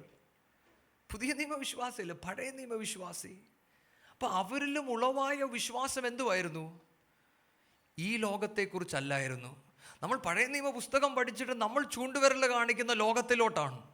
പക്ഷേ അവർ ദൈവത്തോട് ചേർന്ന് നടന്നപ്പോൾ അവർ കണ്ടതൊക്കെ നിത്യതയായിരുന്നു. ഹല്ലേലൂയ. മറ്റൊരു വാക്യം കൂടെ ഞാൻ വേഗം നിങ്ങളെ കാണിക്കട്ടെ, പൗലൂസിൻ്റെ ജീവിതവും കൂടെ. 2 കൊരിന്ത്യർ 4 അതിൻ്റെ 16-18 വരെയുള്ള വാക്യങ്ങൾ. അതുകൊണ്ട് ഞങ്ങൾ അധൈര്യപ്പെടാതെ ഞങ്ങളുടെ പുറമെയുള്ള മനുഷ്യൻ ക്ഷയിച്ചു പോകുന്നു എങ്കിലും ഞങ്ങളുടെ അകമേയുള്ളവൻ നാൾക്കുനാൾ പുതുക്കം പ്രാപിക്കുന്നു. നൊടി നേരത്തേക്കുള്ള ഞങ്ങളുടെ ലഘുവായ കഷ്ടം അത്യന്തം അനവധിയായി തേജസ്സിൻ്റെ നിത്യഘനം ഞങ്ങൾക്ക് കിട്ടുവാൻ ഹേതുവാകുന്നു. കാണുന്നതിനെ അല്ല, കാണാത്തതിനെ അത്രയും ഞങ്ങൾ നോക്കിക്കൊണ്ടിരിക്കുന്നു. കാണുന്നത് താൽക്കാലികം, കാണാത്തതോ നിത്യം. ആണോ? നമ്മൾ ഈ ചാപ്റ്റർ പഠിച്ചാൽ പൗലൂസ് താൻ കടന്നുപോയ കഷ്ടതയെക്കുറിച്ചാണ് പറയുന്നത്. ഈ കഷ്ടത പറഞ്ഞ പൗലൂസ് പറയുന്നൊരു വാക്കെന്താണെന്നറിയാമോ? തൻ്റെ പുറമേയുള്ള മനുഷ്യൻ അത് ക്ഷയിച്ചു പോയാലും അകമയുള്ള മനുഷ്യന് എന്ത് പറ്റുന്നുണ്ട്? പുതുക്കം പ്രാപിക്കുകയാണ്. ഞാൻ നേരത്തെ നിങ്ങളോട് പറഞ്ഞപ്പോൾ ഞാനിങ്ങനെ പറഞ്ഞു, ഒരു ആത്മീയൻ്റെ ജീവിതത്തിൻ്റെ അകത്ത് എപ്പോൾ വേണേലും പ്രശ്നങ്ങളുണ്ടാകാം. പക്ഷെ പ്രശ്നങ്ങളുണ്ടാകുമ്പോൾ ആത്മീയൻ ദൈവത്തിൻ്റെ മുഖത്തോട്ട് നോക്കും. കാരണം അവനൊരു പുതുക്കം പ്രാപിച്ചേ അവന് മുന്നോട്ട് നടക്കാൻ പറ്റത്തുള്ളൂ. പക്ഷേ എനിക്ക് ഈ വചനം വായിച്ചപ്പോൾ എനിക്ക് ഏറ്റവും ഇഷ്ടപ്പെട്ട എന്താണെന്നറിയാമോ? പൗലൂസ് പറയുവാണ്, തൻ്റെ അകമയുള്ള മനുഷ്യൻ പുതുക്കം പ്രാപിച്ചപ്പോൾ ഇന്ന് നീ കടക്കുന്ന കഷ്ടതകൾ വരാനിരിക്കുന്ന അനുഗ്രഹത്തെ അല്ല കാണിച്ചത്, പകരം ദൈവം അവന് നിത്യത വെളിപ്പെടുത്തി കൊടുത്തു. നിത്യത വെളിപ്പെടുത്തിയപ്പോൾ പൗലൂസ് എന്താ പറഞ്ഞതെന്നറിയോ? ഇപ്പം ഞാൻ കടന്നു പോകുന്ന ഈ കഷ്ടത അല്പനേരത്തേക്കേ ഉള്ളൂ, വരവാനിരിക്കുന്ന ആ glory it is much bigger. Hallelujah. ഇതാ ഞാൻ പറഞ്ഞ, ദൈവത്തിൽ നിന്ന് ഉളവാകുന്ന വിശ്വാസം നിങ്ങളുടെ കണ്ണുകളെ ലോകത്തിലോട്ടല്ല അടുപ്പിക്കുന്നത്, നിത്യതയിലോട്ട് അടുപ്പിക്കുവാൻ തുടങ്ങും. പൗലൂസിന് പറയുവാനൊന്നുണ്ട്, ഞാൻ അനേക കഷ്ടതയിൽ കൂടെ പോകുന്നത്, എനിക്ക് പ്രയാസങ്ങളുണ്ട്. പക്ഷേ ദൈവത്തിൻ്റെ സന്നിധിയിൽ വന്നിരുന്നപ്പോൾ, തൻ്റെ അകത്തെ മനുഷ്യൻ പുതുക്കം പ്രാപിച്ചപ്പോൾ താൻ കണ്ടത് എന്താണെന്നറിയാമോ? ഇപ്പം ഞാൻ കടന്നു പോകുന്നത് it is very light and it's for a moment. Hallelujah. ഇത് ദൈവത്തിൽ ഉളവാകുന്ന വിശ്വാസത്തിൽ നിന്ന് മാത്രമേ ഇങ്ങനെ കാണുവാൻ കഴിയത്തുള്ളൂ. അല്ലാത്ത ഒരു മനുഷ്യനും ഇത് കാണാൻ പറ്റത്തില്ല. ഇതുകൊണ്ടാണ് പൗലൂസ് പറഞ്ഞത്, നിങ്ങൾ ഒന്നുകൂടെ നമ്മൾ സ്ഥിരമായി വായിക്കുന്ന വാക്യമാണ് ഈ ദിവസങ്ങളിൽ. പരിശുദ്ധാത്മാവ് എന്നെ പഠിപ്പിക്കുന്ന ചില ചിന്തകളാണിത്. 12 അതിൻ്റെ 9ഉം 10ഉം കൂടെ നമുക്ക് വായിക്കുന്നത്. 2 കൊരിന്ത്യർ 12 അതിൻ്റെ 9ഉം 10ഉം. അവൻ എന്നോട്, എൻ്റെ കൃപ നിനക്ക് മതി, എൻ്റെ ശക്തി ബലഹീനതയിൽ തികഞ്ഞു വരുന്നു എന്ന് പറഞ്ഞു. ആകയാൽ ക്രിസ്തുവിൻ്റെ ശക്തി എൻ്റെ മേൽ ആവസിക്കേണ്ടതിന് ഞാൻ അതിസന്തോഷത്തോടെ എൻ്റെ ബലഹീനതകളിൽ പ്രശംസിക്കും. അതുകൊണ്ട് ഞാൻ ക്രിസ്തുവിന് വേണ്ടി ബലഹീനത, കയ്യേറ്റം, ബുദ്ധിമുട്ട്, ഉപദ്രവം, ഞെരുക്കം എന്നിവ സഹിപ്പാൻ ഇഷ്ടപ്പെടുന്നു. ബലഹീനനായിരിക്കുമ്പോൾ തന്നെ ഞാൻ ശക്തനാകുന്നു. ആമേൻ. നമ്മൾ സാധാരണ വായിക്കുമ്പോൾ നമ്മൾ പറയാറുണ്ട്, നമ്മുടെ ബലഹീനതയിൽ വെളിപ്പെടുന്ന കൃപ. പക്ഷെ നമ്മൾ ഈ കോണ്ടെക്സ്റ്റ് പഠിച്ചാൽ പൗലൂസ് എന്താ പറയുന്നതെന്നറിയാമോ? എൻ്റെ ബലഹീനതയിൽ ഞാൻ സന്തോഷിക്കുന്നു. താനിത് എഴുതുവാനുള്ള കാരണം കൊരിന്ത്യർ സഭ പൗലോസിനെ നോക്കിയിട്ട് നീ ശരിക്കും ഒരു അപ്പോസ്തലനാണോ എന്ന ചില ചോദ്യങ്ങൾ ഉന്നയിക്കുമ്പോൾ താൻ തന്നെക്കുറിച്ച് ചില വീമ്പുകൾ പറയേണ്ട ഒരു ആവശ്യം വരികയാണ്. താൻ അതിനെ നോക്കിയിട്ട് ഇങ്ങനെ പറയുന്നത്, താൻ ലജ്ജയോട് ഇത് ചെയ്യുന്നെന്ന് പറഞ്ഞിട്ട് താൻ ദൈവത്തെ പുകഴ്ത്തുന്നുവെങ്കിൽ, തന്നെക്കുറിച്ച് പുകഴ്ത്തുന്നുവെങ്കിൽ അത് തൻ്റെ കുറവുകളെക്കുറിച്ചാണെന്നാണ് പറയുന്നത്. എന്ന് പറഞ്ഞാൽ തൻ്റെ ജീവിതത്തിൽ കടന്നുപോയ പ്രശ്നങ്ങളും കഷ്ടതകളൊന്നും തന്നെ സംബന്ധിച്ചിടത്തോളം ഒരു വിഷയമുള്ള കാര്യമല്ലായിരുന്നു. താൻ അതിലൊക്കെ ദൈവത്തെ സ്തുതിക്കുന്നു. എന്തുകൊണ്ടാണെന്നറിയാമോ? തൻ്റെ ബലഹീനതയിൽ വെളിപ്പെടുന്ന ഒരു ദൈവിക ശക്തി താൻ രുചിക്കുവാൻ തുടങ്ങി. മറ്റൊരർത്ഥത്തിൽ ഞാനും നിങ്ങളും ഈ ക്രിസ്തുവിനോട് ചേർന്ന് നടക്കുമ്പോൾ നമ്മൾ ചിലയിടത്തൊക്കെ ബലഹീനത എന്ന് തോന്നിയാൽ നമുക്കറിയാവുന്ന ഒന്നുണ്ട്, എൻ്റെ നാഥൻ അവിടെ വെളിപ്പെടും. ഹല്ലേലൂയ. ഞാൻ ചില ബലഹീനത അവസ്ഥകളിലായിപ്പോയാൽ ദൈവത്തിൻ്റെ കൃപ എനിക്ക് മതി എന്നുള്ളൊരു ബോധ്യം നിങ്ങളുടെ അകത്ത് വെളിപ്പെടും. എന്തുകൊണ്ട് ആ ബോധ്യം വരുന്നതെന്നറിയാമോ? നിത്യതയിൽ നിങ്ങളുടെ കണ്ണുകൾ ഇരിക്കുന്നത് കൊണ്ടാണ്. ഹല്ലേലൂയ.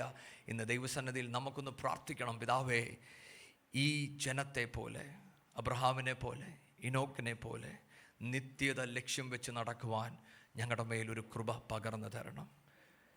ആ കൃപ നമ്മളിൽ പകർന്നു വരുമ്പോഴാണ് നായകനായ ക്രിസ്തു നമ്മുടെ വിശ്വാസത്തെ പൂർത്തീകരിക്കുവാൻ മതിയായവനാണ്. ഹല്ലേലൂയ. നമ്മളെ വിളിച്ച ദൈവം വിശ്വസ്തനാണ്. എന്നാൽ നമ്മൾ ദൈവസന്നിധിയിൽ പ്രാർത്ഥിക്കണം ഈ ദിവസങ്ങളിൽ, പിതാവേ, എൻ്റെ നടപ്പിൽ ദൈവമേ അങ്ങേ പ്രസാദിപ്പിക്കുവാൻ എൻ്റെ മേലൊരു കൃപ പകർന്നു തരണം. ഞാൻ പറഞ്ഞു തുടങ്ങിയതുപോലെ ദൈവം നമ്മുടെ മേലൊരു വിശ്വാസം തരുക മാത്രമല്ല, അതിൽ വിശുദ്ധിയോടെ നടക്കുക മാത്രമല്ല, എൻ്റെയും നിങ്ങളുടെയും മുന്നിൽ ഒരു ഓട്ടം ദൈവം വെച്ചിട്ടുണ്ട്. അതുകൊണ്ടാണ് നമ്മൾ ഈ വിശ്വാസത്തെ ശ്രദ്ധയോടെ നോക്കിക്കണ്ട് ജീവിക്കേണ്ടത്. കാരണം നമ്മൾ ഈ വിശ്വാസത്തിൽ മാറിപ്പോയാൽ ഈ ഓട്ടം നമുക്ക് തികയ്ക്കുവാൻ കഴിയത്തില്ല. നമ്മുടെ മുന്നിലിരിക്കുന്ന ഓട്ടം വിശ്വസ്തയോടെ ഓടുവാൻ നമ്മൾ ദൈവസന്നിധിയിൽ പ്രാർത്ഥിക്കണം. അതുകൊണ്ടാണ് പൗലോസ് തൻ്റെ ലെറ്റർ എഴുതി നിർത്തുമ്പോൾ തനിങ്ങനെ പറഞ്ഞു, I have fought A good fight of faith. ഞാൻ നല്ലപോർ പൊരുതി, I have finished my course. ശ്രദ്ധിച്ചോ, താൻ നല്ലപോർ പൊരുതി. എന്തിന്? വിശ്വാസത്തിന് വേണ്ടി. തീർന്നില്ല, ഞാൻ എൻ്റെ ഓട്ടം തികച്ചു. ഇന്നെന്നെ കേൾക്കുന്ന ഓരോ പേരോട് ഞാൻ പറയട്ടെ, എനിക്കും നിങ്ങളുടെ മുന്നിൽ ദൈവം ഒരു ഓട്ടം വെച്ചിട്ടുണ്ട്. ആ ഓട്ടം ഓടിത്തീർക്കുവാൻ നമുക്ക് ദൈവത്തിൻ്റെ കൃപ ആവശ്യമാണ്. ആ കൃപയിൽ നമ്മൾ ജീവിക്കണമെങ്കിൽ എല്ലാ ദിവസവും നമ്മൾ ദൈവത്തിൻ്റെ മുഖം അന്വേഷിക്കണം. എങ്കിൽ മാത്രമേ നമ്മളിങ്ങനൊരു വാക്ക് കേൾക്കത്തുള്ളൂ, നല്ലവനും വിശ്വസ്തനുമായിരിക്കുന്ന ദാസനെ. ഇതായിരിക്കട്ടെ നമ്മുടെ പ്രാർത്ഥന. ഈ ദിവസങ്ങളിൽ ദൈവം നിങ്ങളെ ഈ വചനത്താൽ അനുഗ്രഹിക്കട്ടെ. ഇന്ന് കേട്ട ഈ സന്ദേശം തീർച്ചയായിട്ടും നിങ്ങൾക്ക് അനുഗ്രഹമായിരുന്നു ഞങ്ങൾ വിശ്വസിക്കുന്നു. ഒരുപക്ഷെ നിങ്ങൾ ഇതുവരെയും ഈ ചാനൽ സബ്സ്ക്രൈബ് ചെയ്തിട്ടില്ല എങ്കിൽ ദയവായി ഇപ്പം തന്നെ ഒന്ന് സബ്സ്ക്രൈബ് ചെയ്യുക. ഈ സന്ദേശം മറ്റു ചിലർ കൂടി ഒന്ന് ഫോർവേഡ് ചെയ്ത് കൊടുക്കുക. നിങ്ങൾക്കിത് അനുഗ്രഹമായിരുന്നെങ്കിൽ തീർച്ചയായിട്ടും അത് മറ്റുള്ളവർക്കും ഒരു അനുഗ്രഹമായി തീരുവാൻ അത് കാരണമായി തീരും. God bless you.